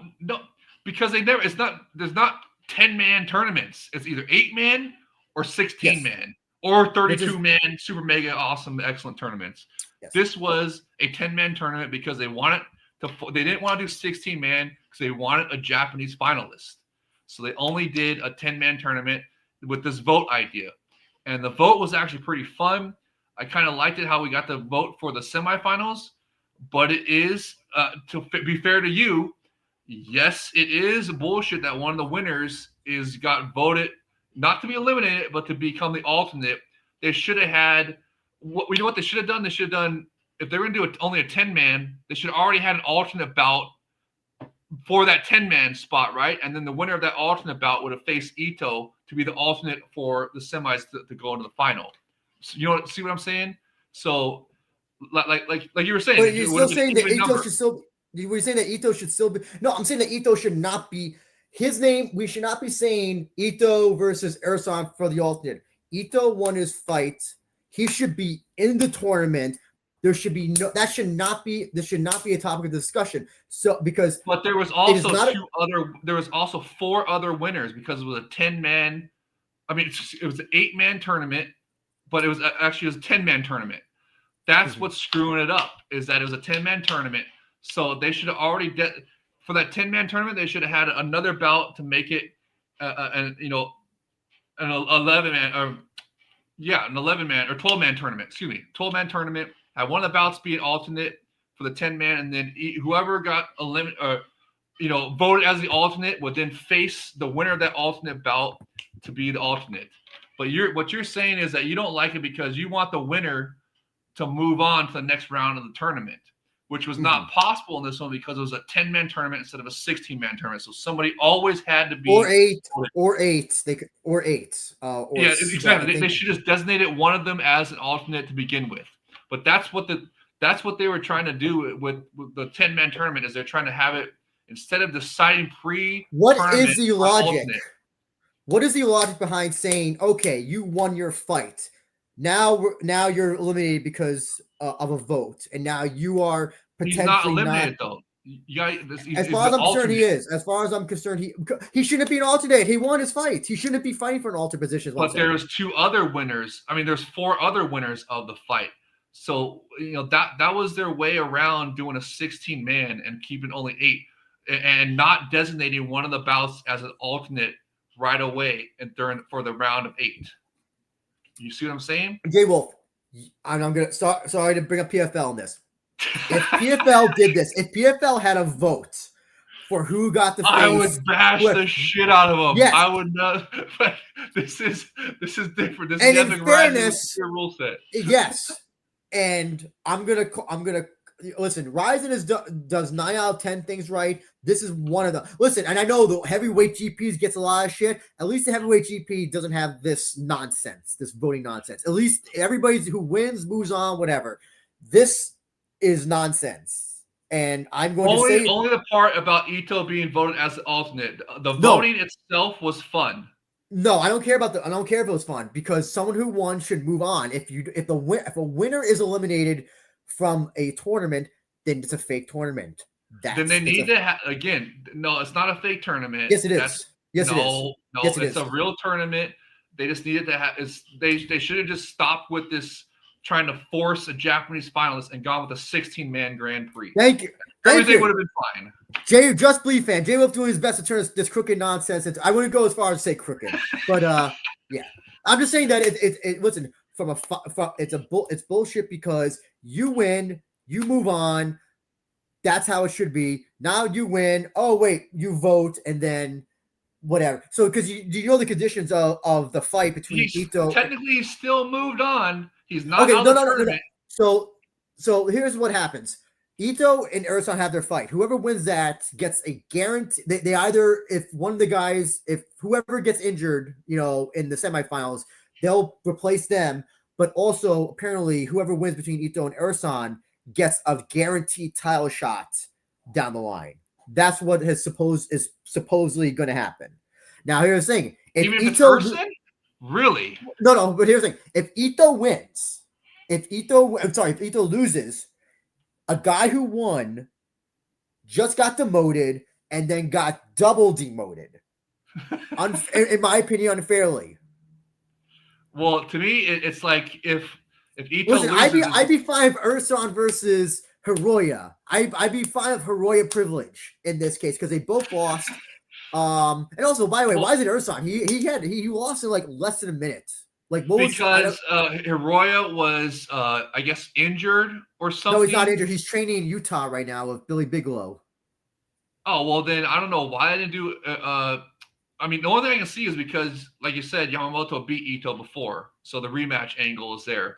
I mean, otherwise, I mean, dude, even on the Rise English Twitter, when they asked the question of who should be the matchup for Ito, dude, the two answers were either Hiroya or Torres. Yeah. And Yamamoto was not even. I mean, he was one of the options, but nobody was saying Yamamoto. I would have been fine with Torres versus for Ursan as well. That would have been a fun fight.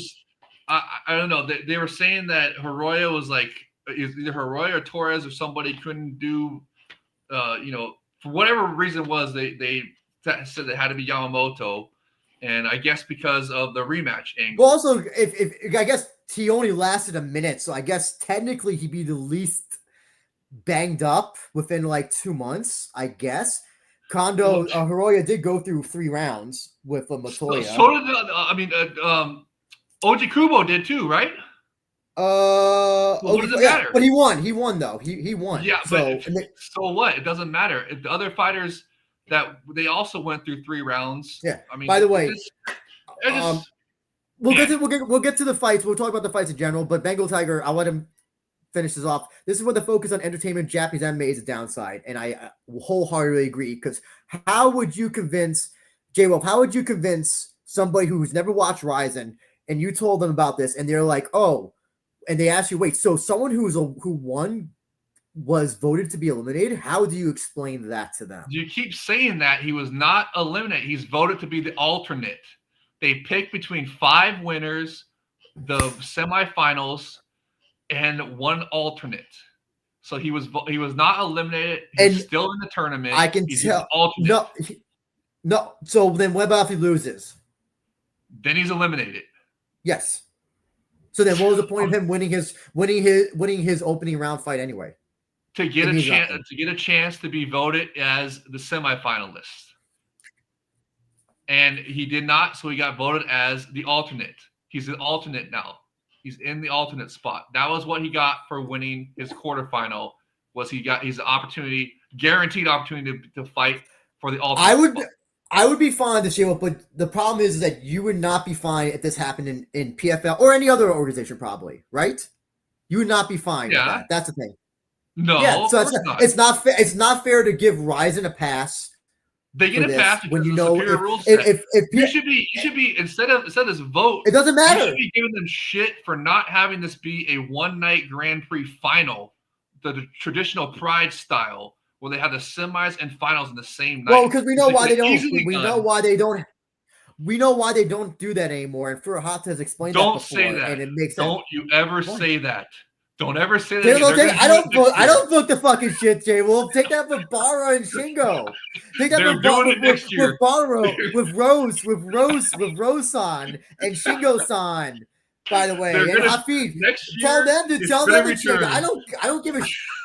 Don't blame me. I'm not the one. I can give a shit if they do one night or don't do like Bellator where it's like next year is the return to tradition. Okay, they're gonna see how much shit it was to do the regular tournament style. They're gonna go back to the real Grand Prix style, Almighty Pride FC style with the one night Grand Prix final with the semifinals and finals in the same night. Or as if you guys saw the Focus Fights 10-year anniversary shows that we did, King CeeLo was talking about how he if they're not going to do it for the final, they should do it for the other rounds. And I said, I brought up how the Almighty Pride FC was doing that, started to do that with the lightweight 2005 lightweight Grand Prix was the quarterfinals and semifinals were one night. So do that then. Okay. Well, let's talk about the actual fights. Like we said, alternate Yuki Ito versus Ersan Yamamoto. And who are you picking for that one? We were arguing so much, you didn't make a pick for that one. Listen, I think Ito's Achilles heel is wrestling. I think Ersan's gonna just kind of do what he did in the same fight, just gonna take him down easily. Hopefully he doesn't put his head in a position to get choked out. But I think Ersan's gonna Ersan him. Honestly, Ersan though is chinny. Ersan has a bit of a glass chin though, and Yuki Ito does have a bit of power in those hands, or at least striking ability. But I have to pick Urson. He won the first match, and it's kind of like he has a blueprint for how to beat Ito. What do you think? And that's probably why the people are going to be enraged. Imagine if Urson wins, and then one of the semifinals gets. I think it's bullshit. Well, I think it's bullshit, but that's beside the point. That would be terrible. I'm hoping that Ito wins and gets that win back, and then nobody will go complain anymore. He'll win the alternate spot, and then he'll be able to advance to the final if somebody gets hurt. So that's what I'm hoping happens. Okay. So Kobe Day, I'm not saying I want Urson to win. That's what my belief is. I think he's going to win this fight because he knows how to beat Ito. Yes, Kobe Day, get him. Why do you want Ito? Why do you care so much about Ito? He's going to lose. Well, it's the principle that matter. The principle. Oh, okay. When the PFL does it, Ito, the PFL I don't think Ito. Your beloved PFL just randomly plucks guys off the street and fills them into the tournament.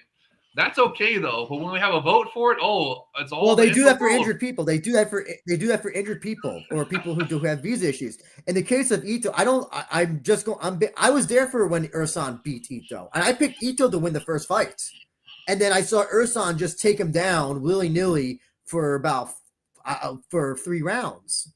Now, if he does the same exact game plan for this fight, he's going to win that. But I know that Ito might have improved since then. So he might have improved. But also, who was it that who did Shinryu did the same thing to Ito as well? Shinryu's an excellent grappler as well. So, yeah. But Urson is not as good of a submission grappler. No, he's not. But he's good at if he can take you down, he's good at holding you down. But how much Ito improved? So it'll be the key to see. Which is why I was surprised. It was surprising why I didn't see Zhu do any grappling, because it's like, oh, that's how you beat him. You don't beat him on the feet. And I thought like Zhu had enough grappling that like, oh, okay, he's going to use that to beat Ito.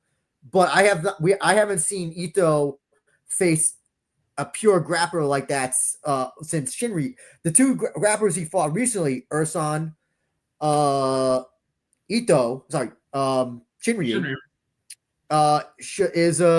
Was that he just kept taking him down, so all of his previous losses have been to grapplers in his deep career and his rising career. So I have to err on the side of the guy who's I think is just a better wrestler grappler. I don't think he's going to finish Ito. I think he's just going to hold him down for 3 rounds. Oh God. That'd be like the worst case. And imagine if somebody gets hurt in the semifinals and they have to insert Urson in the final. Oh, dude. It wasn't really close. I was there, and it was just Ito being taken down for 3 rounds.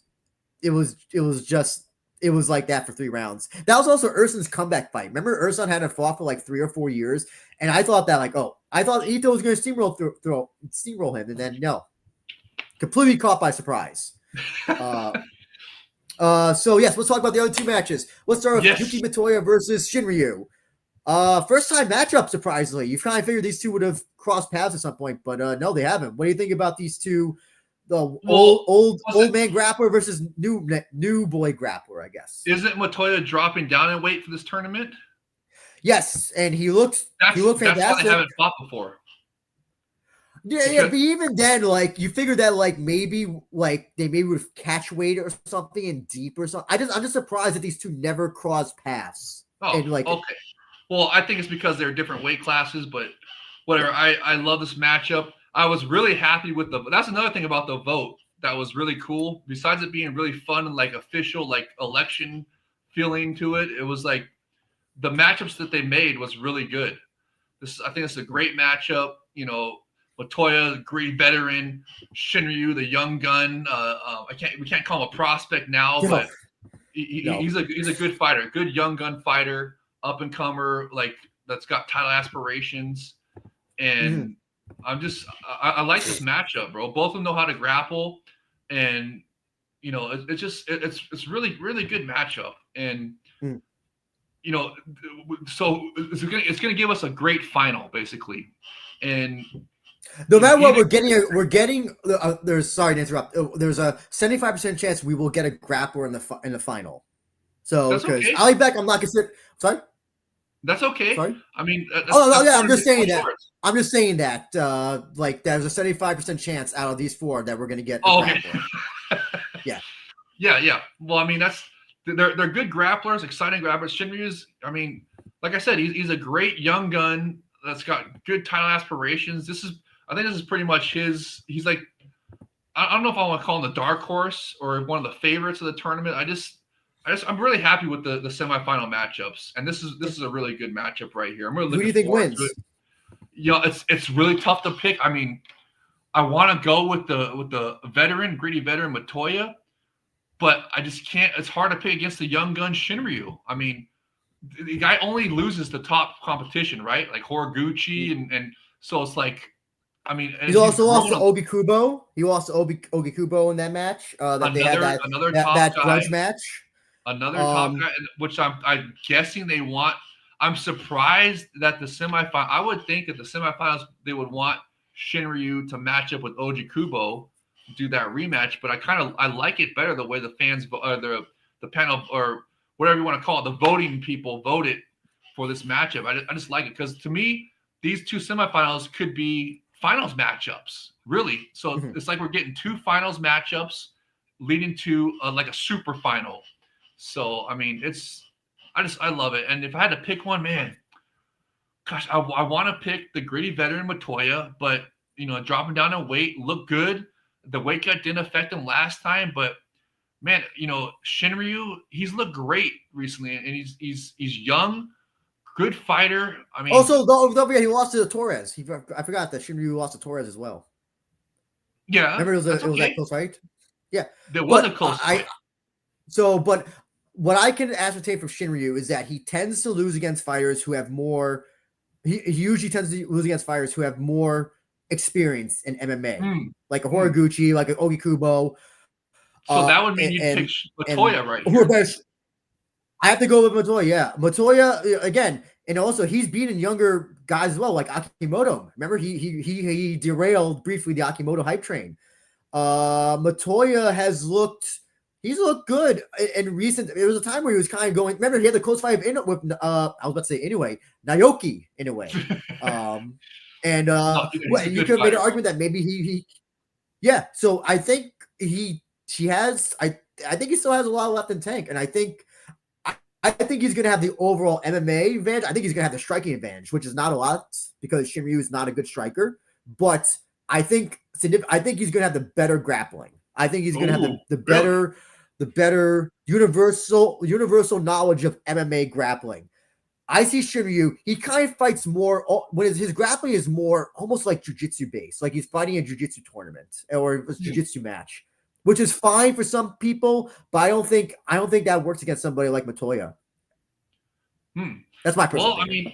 I mean, I think you made a great point about how Shinryu really he's a great fighter, but he loses to like the gritty veterans, the more experienced veterans. So maybe this is Matoya's fight for some reason. I also think it's also a pace. Sorry to interrupt. Oh, it's quick. Sorry, I just want to quickly say also a pacing thing. Shinryu looks like he kind of, he still has like that young boy energy where he kind of goes all out in the first round and then he starts to dip. He starts to dip in his energy, his thinking of fighting, or his IQ kind of dips down because he gets a little bit tired, he gets a little bit exhausted, and he kind of then just like the Torres fight was going for leg locks. Remember he was like trying to spam leg locks, and he got kind of like lost in the fight. So I think he still panics a little bit, huh? Like as the fight goes on, he's not winning. He starts panicking a little bit. It starts his fight. Not even not winning, but just like he goes so far in the first round and it didn't work. So now let me try second round. And listen, let's be honest. His fight with Ursan was a real mismatch. So I'm not gonna count that as like, oh, listen, he still got it. That was a real incredible mismatch when you think about it. That's why I have to pick Matoya. I think Matoya is a smarter, I think the better experience and less likely to take risks that will get him in a position in positions to lose. And I don't think Shinryu can knock him out either. It's a good pick. I mean, you can't go wrong either way. And for all the reasons you laid out, Matoya's probably going to win it. But for some reason, I just got this feeling that Shinryu's gonna make it happen in this one. So I want to pick Shinryu. I think the young gun's going to get it done somehow. Now, how about the other one? Ogikubo, Alibek Gazmatov, who got the only legitimate fighter to get a finish in an actual good in even fights. And what a finish it was! It was a sensational, arguably a knockout of the year candidate, right? I would put it as I would say no. That was Kolesnik. Who you're thinking of? The front kick. Kolesnik did, it was like a body shot to a grounded kick. I'm sorry. Yeah, Nazimov was the Sparta front kick. Yes, that was the one. That was the I call it the Silva Belfort. What was Gazimov was a nasty KO though, I thought. Yeah, because it was it body shot then a left hook, I believe it was. I think that's how it went, and then he just I think that's how it went. Man, okay, I feel like it was just a regular punching KO. It wasn't wasn't a knockout of the year candidate. But they were kind of like he was kind of on the losing. It looked like he was going to maybe lose, so that's why it was a good comeback. I will say it was a good comeback. Okay, you're refreshing my memory. So that's exactly what it was. That's why it was such a sensational KO, and he flatlined his opponent. Yes. So that made it even better. So it was a great comeback, like you're saying. And I was getting confused with Nazimov's Anderson Silva Vitor Belfort knockout, front kick knockout. So, but man, this is another, like I was saying, both these semifinal matchups, the fans really did a great job, or the fans or the voting. What do you want to call the voting panel? Like the bookers. The Japanese, just call it the bookers. What? I don't think the fans voted on the semifinals. I don't think they only did. Voted on the alternate. Yes, and the MMA was one of the voters. No, on the alternate. I don't think the fans voted on these two matches. They did. I have not heard that. If somebody in the chat knows for a fact that if that's true or not, please, because I did not hear that. My understanding was they only voted. That's what I was telling you about. While the vote was so cool, they voted on these matchups and Ito to be the alternate.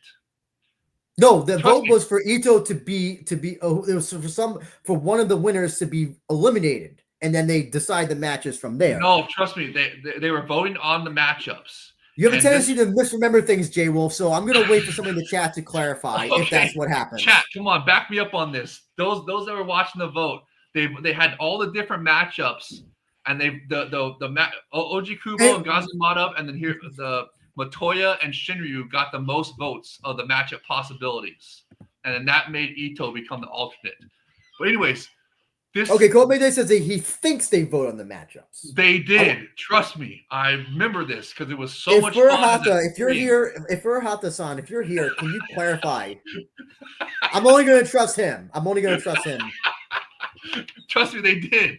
They did. Trust me, I remember it correctly this time. By the way, I'm going to just quickly give my pick because I'm going to say simply Ogi Kubo. He's going to wrestle fuck this guy. I hope you're wrong. He does not have good wrestling or grappling for a Dagestani gentleman. So is he Dagestan or Azerbaijan? Nope, he's from Dagestan. Well, born in Russia, but fighting out. He's part of Khabib's camp, I believe. Oh, so that's not an Azerbaijan flag? Oh, interesting. No. But yeah, I think Ogi Kubo is going to Ogi Kubo him for 3 rounds. I sincerely hope. I don't know. What do you think, J Wolf? That Ogi Kubo has his ways to win. I know, dude. And every time we count him out, he always finds a way to win. So, but this is a really tough matchup. If anybody can beat him, it's Gazimatov. Okay, yeah. I mean Gazimatov's always got the knockout power, and he's being from Dagestan. He's going to know how to wrestle a little bit, right? So he's going to have some grappling. So, I mean, if he can even just prevent Oji Kubo from Oji Kuboing him. Even a little bit, he's got a good chance to win. And I love these matchups. Like I said, it's another one that could be a final. That's gonna both these semifinals could be finals in their own right. So I just really shout out to the fans and the voting people that voted for these. I love it.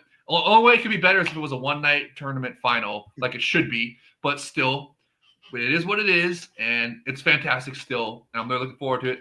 I know you pick it. I'm going to pick Oji Kubo too, just so I hopefully can be pleasantly surprised to be wrong about this. And Gazimata, my heart wants Gazimata to win, but my head is picking. That's the same exact thing I was thinking of when I went with Ito and Ursan. That's my exact. I was trying to think of that, but thank you for clarifying that. Moving on now. Now this is the one you're looking forward to, J Wolf. So I'll defer to you. Say whatever you want to say about Shoko Sato and Danny Sabatel. Go ahead. Dude, this is an unofficial title limiter. Have they said it's a title limiter yet, or is it still unofficial? It's probably unofficial. It's probably unofficial. Nothing arises is official. I've learned that. Well, whoever wins this gets a title shot next. I mean, whoever wins this gets a title shot next. Sato, just look at his recent. I mean, he's a good fighter, bro. He's a good fighter, and he's been on a great streak recently. And same with Sabatello. I mean, Sabatello, everybody knows, the Italian gangster. He's great on the mic as well. Just shit talks and just he's gonna hype it up. I'm sure they're gonna have an interview or two with him on this fight week hype. And as we saw in his previous bout, a new mythical fighter was born in his previous bout.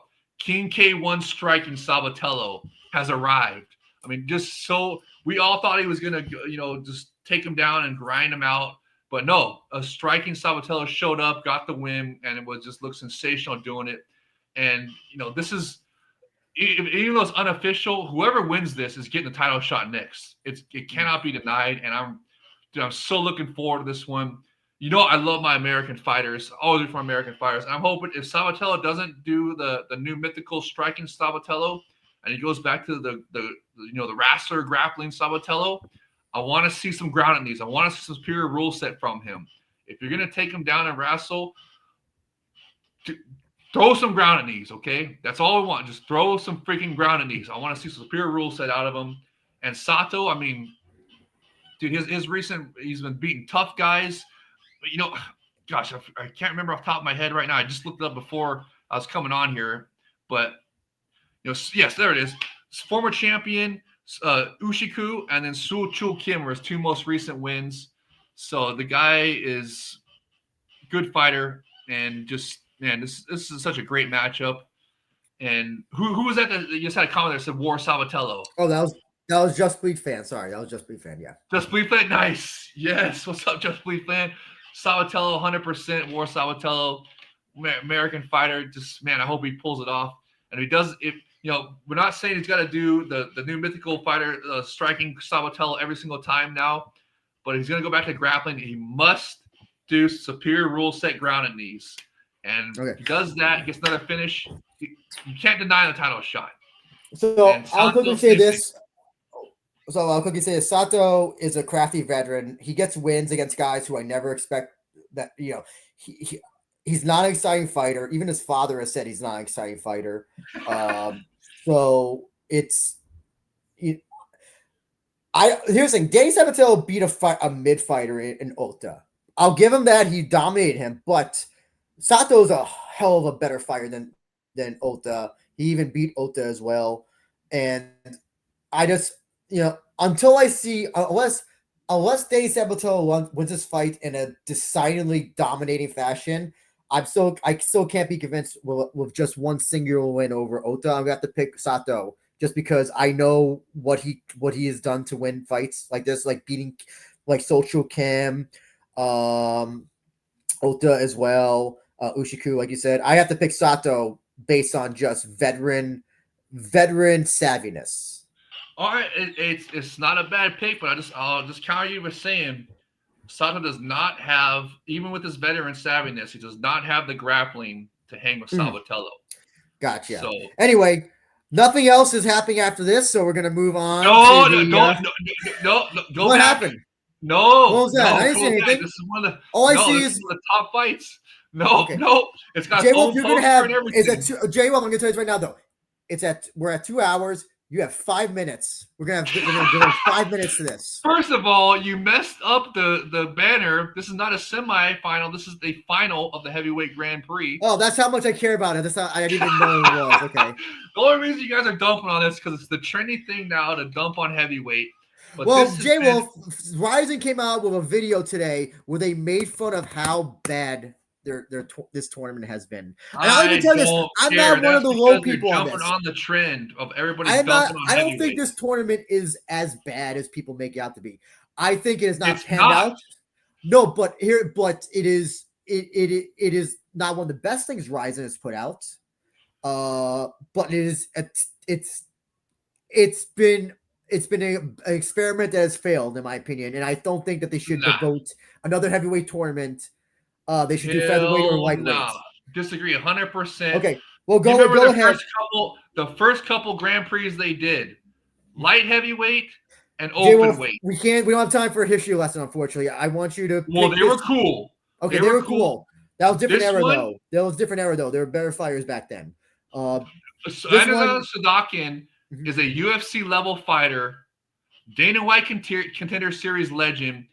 Everybody knows, can see that footage. He was winning that fight, and he would 100% got the contract in the UFC if he had not been eliminated for an illegal knee under the pussified UFC rule set. Okay, I'm gonna say this quickly, J Wolf. If UFC wanted that bad, they would have signed him because they they get butthurt at guys doing superior rule set. So that was the whole problem why they didn't sign him anyways, because he did through an illegal knee, which is like blasphemy to stupid Dingleberry Dana. But anyways, yes, this heavyweight Grand Prix has been awesome. I don't care what you guys say. There's been finishes, and yes, there's been some stinker fights, but so what? You think every fight in the Flyweight Grand Prix was a barn burner? No. Oji Kubo's fight was not that good. And anyways, but look, I loved in this heavyweight Grand Prix how they did representatives from each different organization.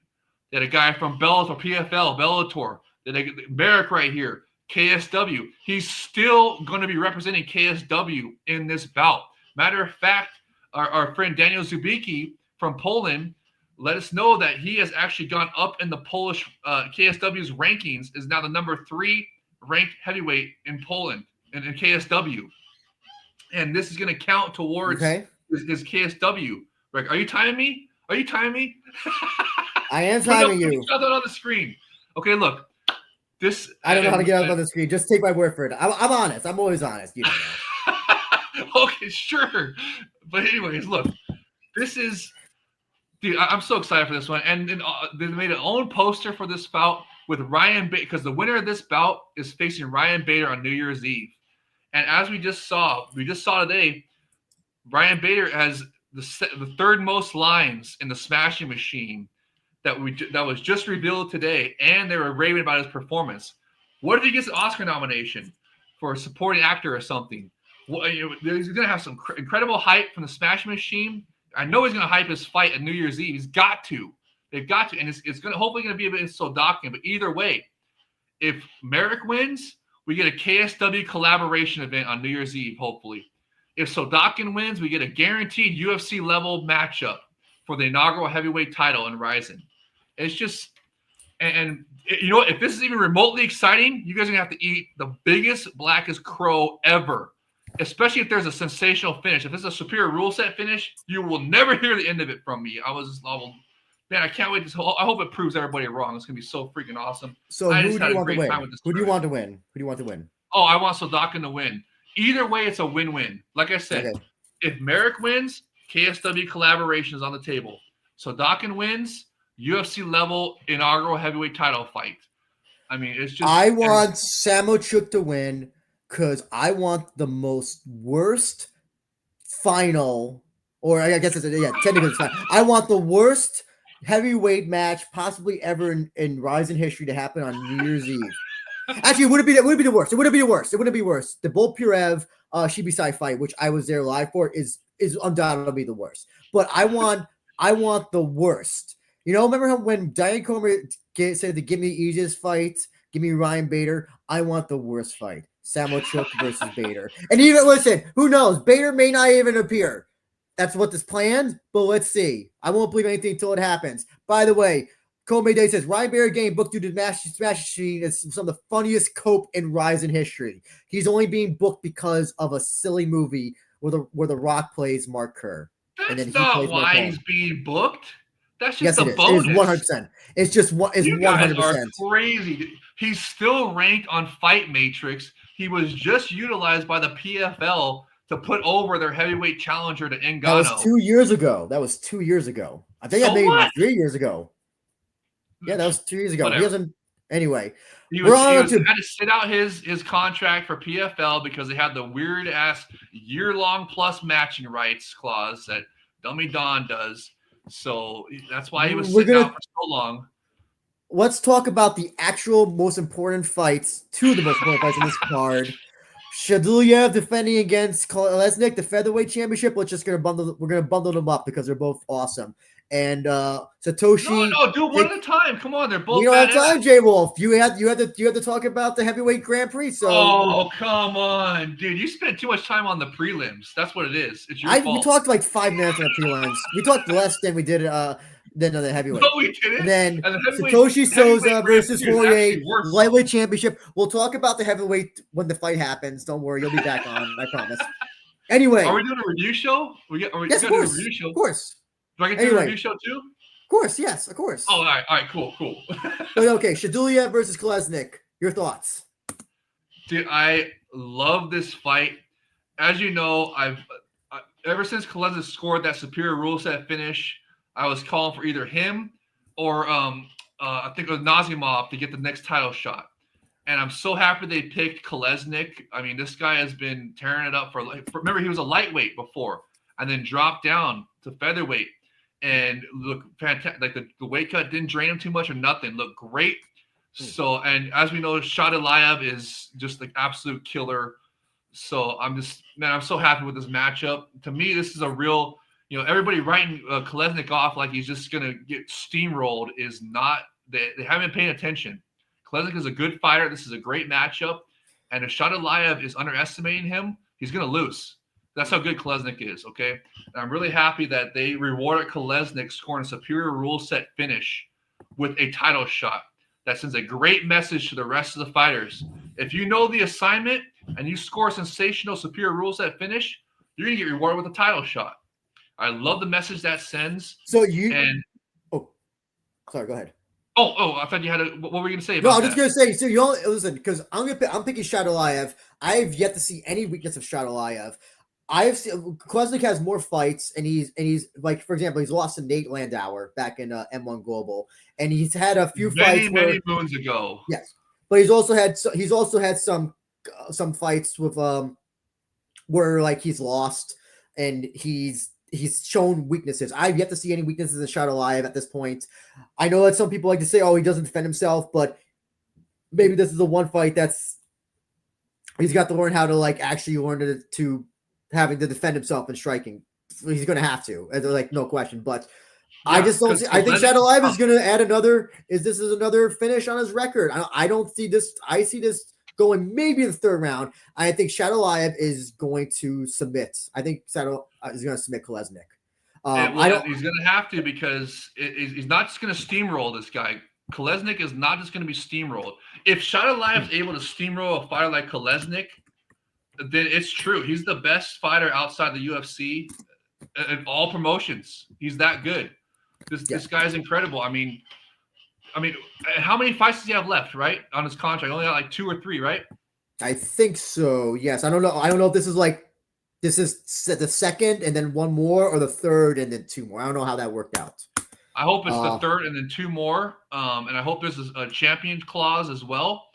Because he's just, I'm tired of our good fighters getting poached by the UFC, and but this guy could literally be. I mean, he would go right in the UFC top 10 right away. Yeah. He's that good, and he would challenge he'd be like Jiri. He'd go over there, and be like Jiri. He'd get 1-2 fights, win those, and then be fighting for a title. Mm-hmm. Like, he's that good. And Kolesnik, though, I'm telling you guys, he's a good fighter, especially this new weight class. All those losses you're talking about, that was at lightweight. He's a big featherweight. He's dropping down from lightweight. He's a big featherweight, and he has shown that he has not lost a lot in that weight cut to featherweight. Mm-hmm. So to me, this is a tough matchup for Shaydullaev, and he's not going to steamroll him. And if he does, then Shaydullaev really is him. Okay. Now what about Shaydullaev doesn't finish him, but first time goes distance, but like mauls him for 3 rounds. Then he's still impressive. Like one of those. Okay. Yeah, it's still impressive. Would it be crazy though if he finishes Viktor Kolesnik? Like then I have like it's like there's nothing. There's nothing. I have to. He's gonna be my favorite in every fight from now on. Like I can't. Like, absolutely. Yeah. I mean, he's the best fighter outside the UFC, 100%, no questions. Especially for the lighter weight classes, which is caveat that for lighter weight class, because there's still your PFL scored Nemkov re-up because the stupid UFC freaking lowballed him. But he's picking the superior organization, man. I'm not the one giving the contract. No, but so are you picking Shaydullaev? Yes, for the lighter weight classes, Shaydullaev is the best fighter outside the UFC. But this is his toughest test to date, even tougher than Kleber. And we saw him steamroll Kleber, which was incredible. But I cannot see him steamroll on Kolesnik. And if he does, then he really is him. And yes, he's going to be favored to win here, but it's not going to be easy. So if he underestimates Kolesnik at all, we could see an upset here. It's a really good matchup. I'm really happy that they rewarded Kolesnik for that superior rule set. I don't think he's going to underestimate Kolesnik. And I wonder if you'll agree with this comparison. He reminds me a lot of Mousasi. That when he's in the ring, he just looks so calm. He just is like, it's not even like emotionless, but it feels like it's almost like he's just going for a walk. That makes sense. Mousasi had that same quality. Not like where Mousasi got that from? Got that from Fader. Fader was expressionless, emotional. Like people thought he was a cyborg. Not even emotionless, but I'm not saying emotionless, but it's like it's not coldness, but kind of just like you're going in the office and it's just like, I'm here. I guess I'll do it. Okay. No, but he's a great fighter, bro. 100%.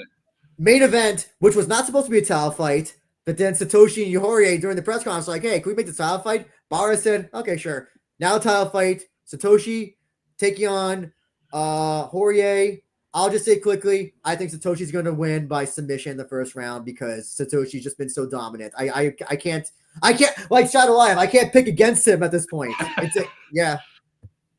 Well, that's a good pick. I mean, Satoshi is just, he's a beast. That I mean, for the lighter weight divisions, he's the best Brazilian Jiu-Jitsu fighter in the game, in my opinion. Even better than Kleber. I know you say Sabatello is now K1. I don't buy that yet. I will see how this next fight goes. But listen, we gotta say Satoshi's K1. It's K1. Yeah, I was just about to say that he's won his most recent fights by freaking knockout, right, or technical knockout.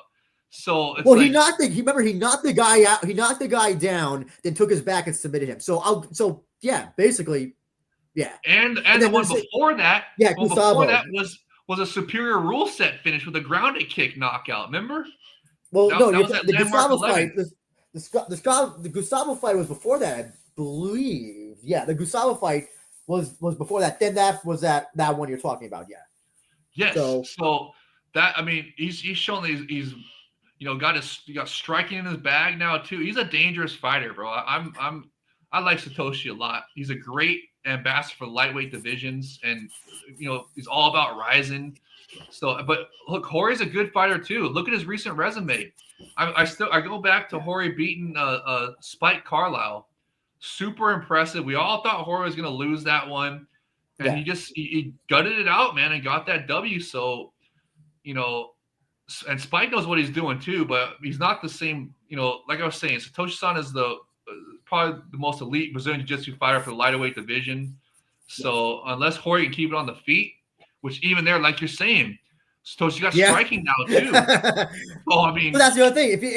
If Satoshi's getting pieced up, he can just take him down and just submit him. That's the thing. It's like there's no way to win. Almost, you have to knock him out one clean shot, and that's how you do it. At this point, yeah, or just knock him down and do some superior rule set grounded kick. No, but here's the thing: if you listen, then he could try submit you. He could try sweeping you or grabbing your leg and heel hooking you. So you're not even safe doing that potentially. Well, hey, right? We'll see how it goes. No, you're right. You're right. There's a danger where if you do jump for a flying stomp and miss, they can grab onto your leg and do a heel hook or something. But what if he lands it? Then it's good night Satoshi. So Look, it all depends on how accurate Horie's going to be with the striking. Are you clipping your toenails on the live stream? No. I am not clipping my toenails. How dare you? Wait till the stream is over, dude. Come on. Have some respect for your audience. I am not clipping my toenails. I'm doing some other shit here, but I am not clipping my toenails. I'm trying to kill this fly. That's what I'm trying to do. Okay. No, hey. Honestly, in all seriousness, this is I'm so happy they gave Horie the final because just look at his recent resume. He's got some big wins there, and he deserved a big title fight like this. Like you said, though, it's just, dude, it's too much of a man. I agree. I think Satoshi's going to beat him, but it's good to see Horie get a title shot. I'm glad they did make it a title shot instead of a non-title fight. So Satoshi-san gets a chance to actually defend the title instead of doing a bunch of non-title fights. So can we both at least agree? We may not agree on GPs. We may not agree on some things. We agree no more non-title fights. But we actually do. Yes, no more unless absolutely necessary. And need to expand the title fights to be 5 rounds. Okay, well, let's not get into that discussion. Let's not get into that discussion because we'll be here for another hour, and we don't want to be. We don't want to be as long as. We agree on the Grand Prix that it should have been a 16-man Grand Prix, and that I'll agree that it should not been. There should be no vote to eliminate somebody who won. That's what I'm saying, and whatever method that is. Since there was an odd number of winners, then that's why I had to have a vote. If they would have done. Anyway, sorry, Jay Wolf, we're gonna have to wrap this up, my friend. But what fights are you looking forward to the most? You got which fights are you looking forward to the most? You got 3. Pick 3. Okay, the number 1 fight I'm looking to the most on this is the heavyweight Grand Prix final. There is so many great storylines in this. If it turns out to be, it's even the slightest bit exciting. You guys, my victory trolling of you guys in the Discord is never going to end. It's going to be so fun, and I can't wait for Shingo-san and Bara-san to take a victory lap as well, saying, "Hey, all you haters, the heavyweight GP final actually turned out awesome." And then knowing that hopefully Ryan Bader will be there to hype up New Year's Eve, and he'll talk about it on the Smashing Machine premiere. And I love all the storylines to it. Like I was saying, if Marek wins, we got a KSW collaboration. If Soldatkin wins, we got a UFC level fight. I just love that because I think Soldatkin is a really great fighter. I love it all around. It's got its own poster, everything, just so much. I just love the heavyweight Grand Prix. I want them to do another one, but bring back the one-night tournament finals, please. That's it. And then for the other 2, I got to go with I love the Shaydullaev Kolesnik matchup. Like I was saying, I love how they're rewarding Kolesnik for getting the superior rule set finish and giving him a title shot off of that. It sends a great message to the rest of the roster. And all fighters are going to sign there and say, hey, if you want to move up the ranks, get a title shot, know the assignment. Do a sensational finish, and you'll get that title shot fast. And then for my 3rd one, man, I gotta stick. I gotta go stick with the Grand Prix. I love that Matoya Shinryu matchup. I think that's really fun. It could go either way. I know you're thinking the veteran's gonna pull it off, but I got this feeling that Shinryu is just gonna show out as a young gun. I feel like it's going to be a good action-packed bout. Could be a grappler's delight. Could be, it could be a really good matchup. So that's the 3rd one I'm going to pick, the wild card one I'm going to pick. But the first 2, 100% heavyweight Grand Prix final for all the storylines, everything, all the implications of it. Then the Shaydullaev Kolesnik one for just badass bout. And then the 3rd one wild card is. So I'll quickly say Shaydullaev versus Kolesnik for basically the same reasons as you did. The other 2, Genji Umeno Catfish. I'm looking forward to some shitty white belt grappling, and I'm hoping it happens in that match. And also my unofficial Pancreas Championship match, Kisa Miyagi versus Ryo Takagi. Yes. I think that's a really underrated fight. I think it's gonna be a good one. Dude, you're hyping me up. But I was just writing that off as just a filler, Japanese bout between 2 Japanese fighters. You guys have got me hyped for that one.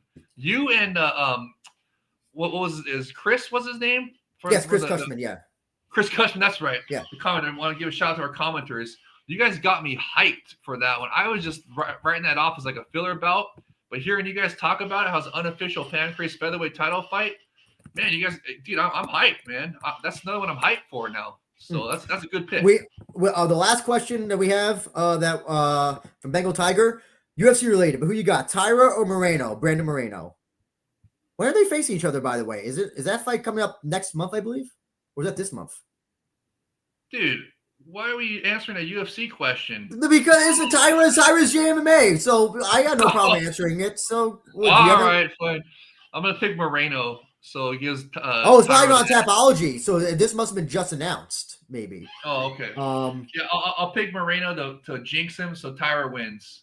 So, okay, so hey, can we do? Let's do a Q&A portion for a little bit. We're on time, J Wolf, because somebody wanted to talk about the heavyweight Grand Prix. We got Bengal Tiger. Nope. We'll do it for the review if you don't talk about the Grand Prix so much. Okay, if the heavyweight Grand Prix is boring, then we'll just skip it like it never happened, and then we'll do a Q&A instead. Oh no, we'll talk about how shitty it is. I picked Moreno, by the way, Bengal Tiger. Anyway, J Wolf, where can people reach you? You can reach me on the Rizin FF Fans Discord. I absolutely love it in there. We break news in there. We have all kinds of just everything in there. It's just awesome. Everybody go in there. Rizin FF Fans Discord. There's only 2 rules. Don't be racist and don't post illegal links. Everything else goes. You can shit talk. You can troll. You can do whatever you want in there. It's so much fun. And it's not public, so everybody go in there. It's we watch the fights live in there. It's a great time. Then on Twitter or X, you can follow me at JAYYOLF1. Yes, it's misspelled on purpose because way back then when I first started commenting, there was a million other J-Wolves. So I didn't want to be J-Wolf, bunch of numbers, so I just misspelled it. So it'll be easy to search all that stuff. And Aisha from the City Life Project is telling me I should keep it, and then instead of add like an underscore or something to spell it correctly. So that's what I'm gonna do. I'm just gonna keep it like it is, and if kind of the 2 Y's together kind of make like a big W with teeth on it. So I guess it kind of works anyways. But if you follow me on Twitter, I follow back as long as you're a real person, and I love my interacting with my followers, and also on right here on the We Are Rising podcast, smash that like and subscribe button, and also hopefully to be on the City Life Project this week with Aisha. That's a City Life Project podcast as well. Also, check out Jay Krish from Focus Fights. I'm on Jay Krish's show a lot too. We have some fantastic 10 Rizin Decade anniversary shows that we did. We did 2 of them with King CeeLo from the Rizin FF Fans Discord. There's City Life Project. That's what I'm talking about with Aisha. Hopefully we do a preview this week. I know he's super busy with a bunch of other cards, but he usually always makes time to do a Rizin preview. So check that one out, hopefully. And then right here at the We Are Rizin podcast, smash that like and subscribe button. J-Wolf, sorry to interrupt, but Just Bleed fan also says get your picks in for the Rizin Fantasy League as well. Yes. You guys gotta do that as well. Thank you for reminding me. That's another cool thing about the Rizin FF Fans Discord is we have a Rizin Fantasy League going that Just Bleed fan made up. It's a lot of fun. It's absolutely 100% free. Does not cost anything. So it's just for fun, and it's more of a legitimate tournament than the Rizin Flyweight GP as well. I don't know about all that, but hey, smash that like and subscribe button for the We Are Rizin podcast. Also comment. Please comment as well. Comments also help the algorithm. Yes. Like and subscribe and comment. We really appreciate you guys. Last thing, hold on. Sorry, J-Wolf. We have some for how this is about the Rizin 51 tickets. VVIP sold out, so that's like the most expensive. VIPs still available. SRS a lot available. S sold out. A sold out. Premium lounge a lot. I didn't even know there's a premium lounge. That's interesting. And stage side S a lot still. So we'll see if that changes. It's only fight week, so a lot of people wait till fight weekend basically. Yeah. I mean, I know I do now because people have been burned so many times. What was this? Yeah, because you got screwed out of the Shinosika bare knuckle show. Remember? Did you buy tickets for that and then he got injured?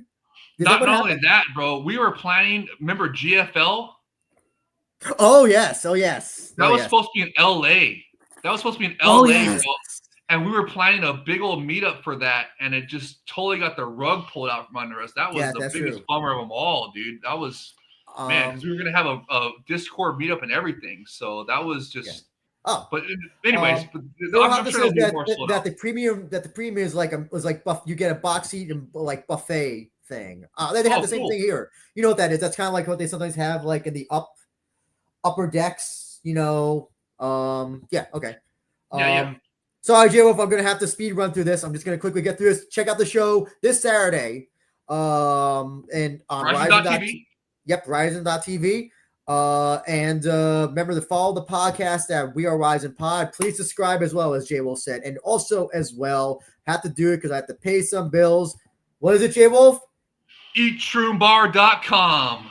Promo code WAR for 25% off your first order. And it makes a great workout snack. Eat it after you drink your muscle milk. Mm-hmm. And get those guns like Drew and me got. Anyway, appreciate everybody who tuned in. Sorry, went a little bit over time, but for the review show, we'll be back for that sometime next week. And yes, thank you everybody who tuned in. Again, like, subscribe, comment, please. Buy your shroom bars. See you in the Discord, Twitter, whatever else. Take care. Have a great night. Appreciate it as always. Also, one more thing. Pride never die. Pride has risen. And we out.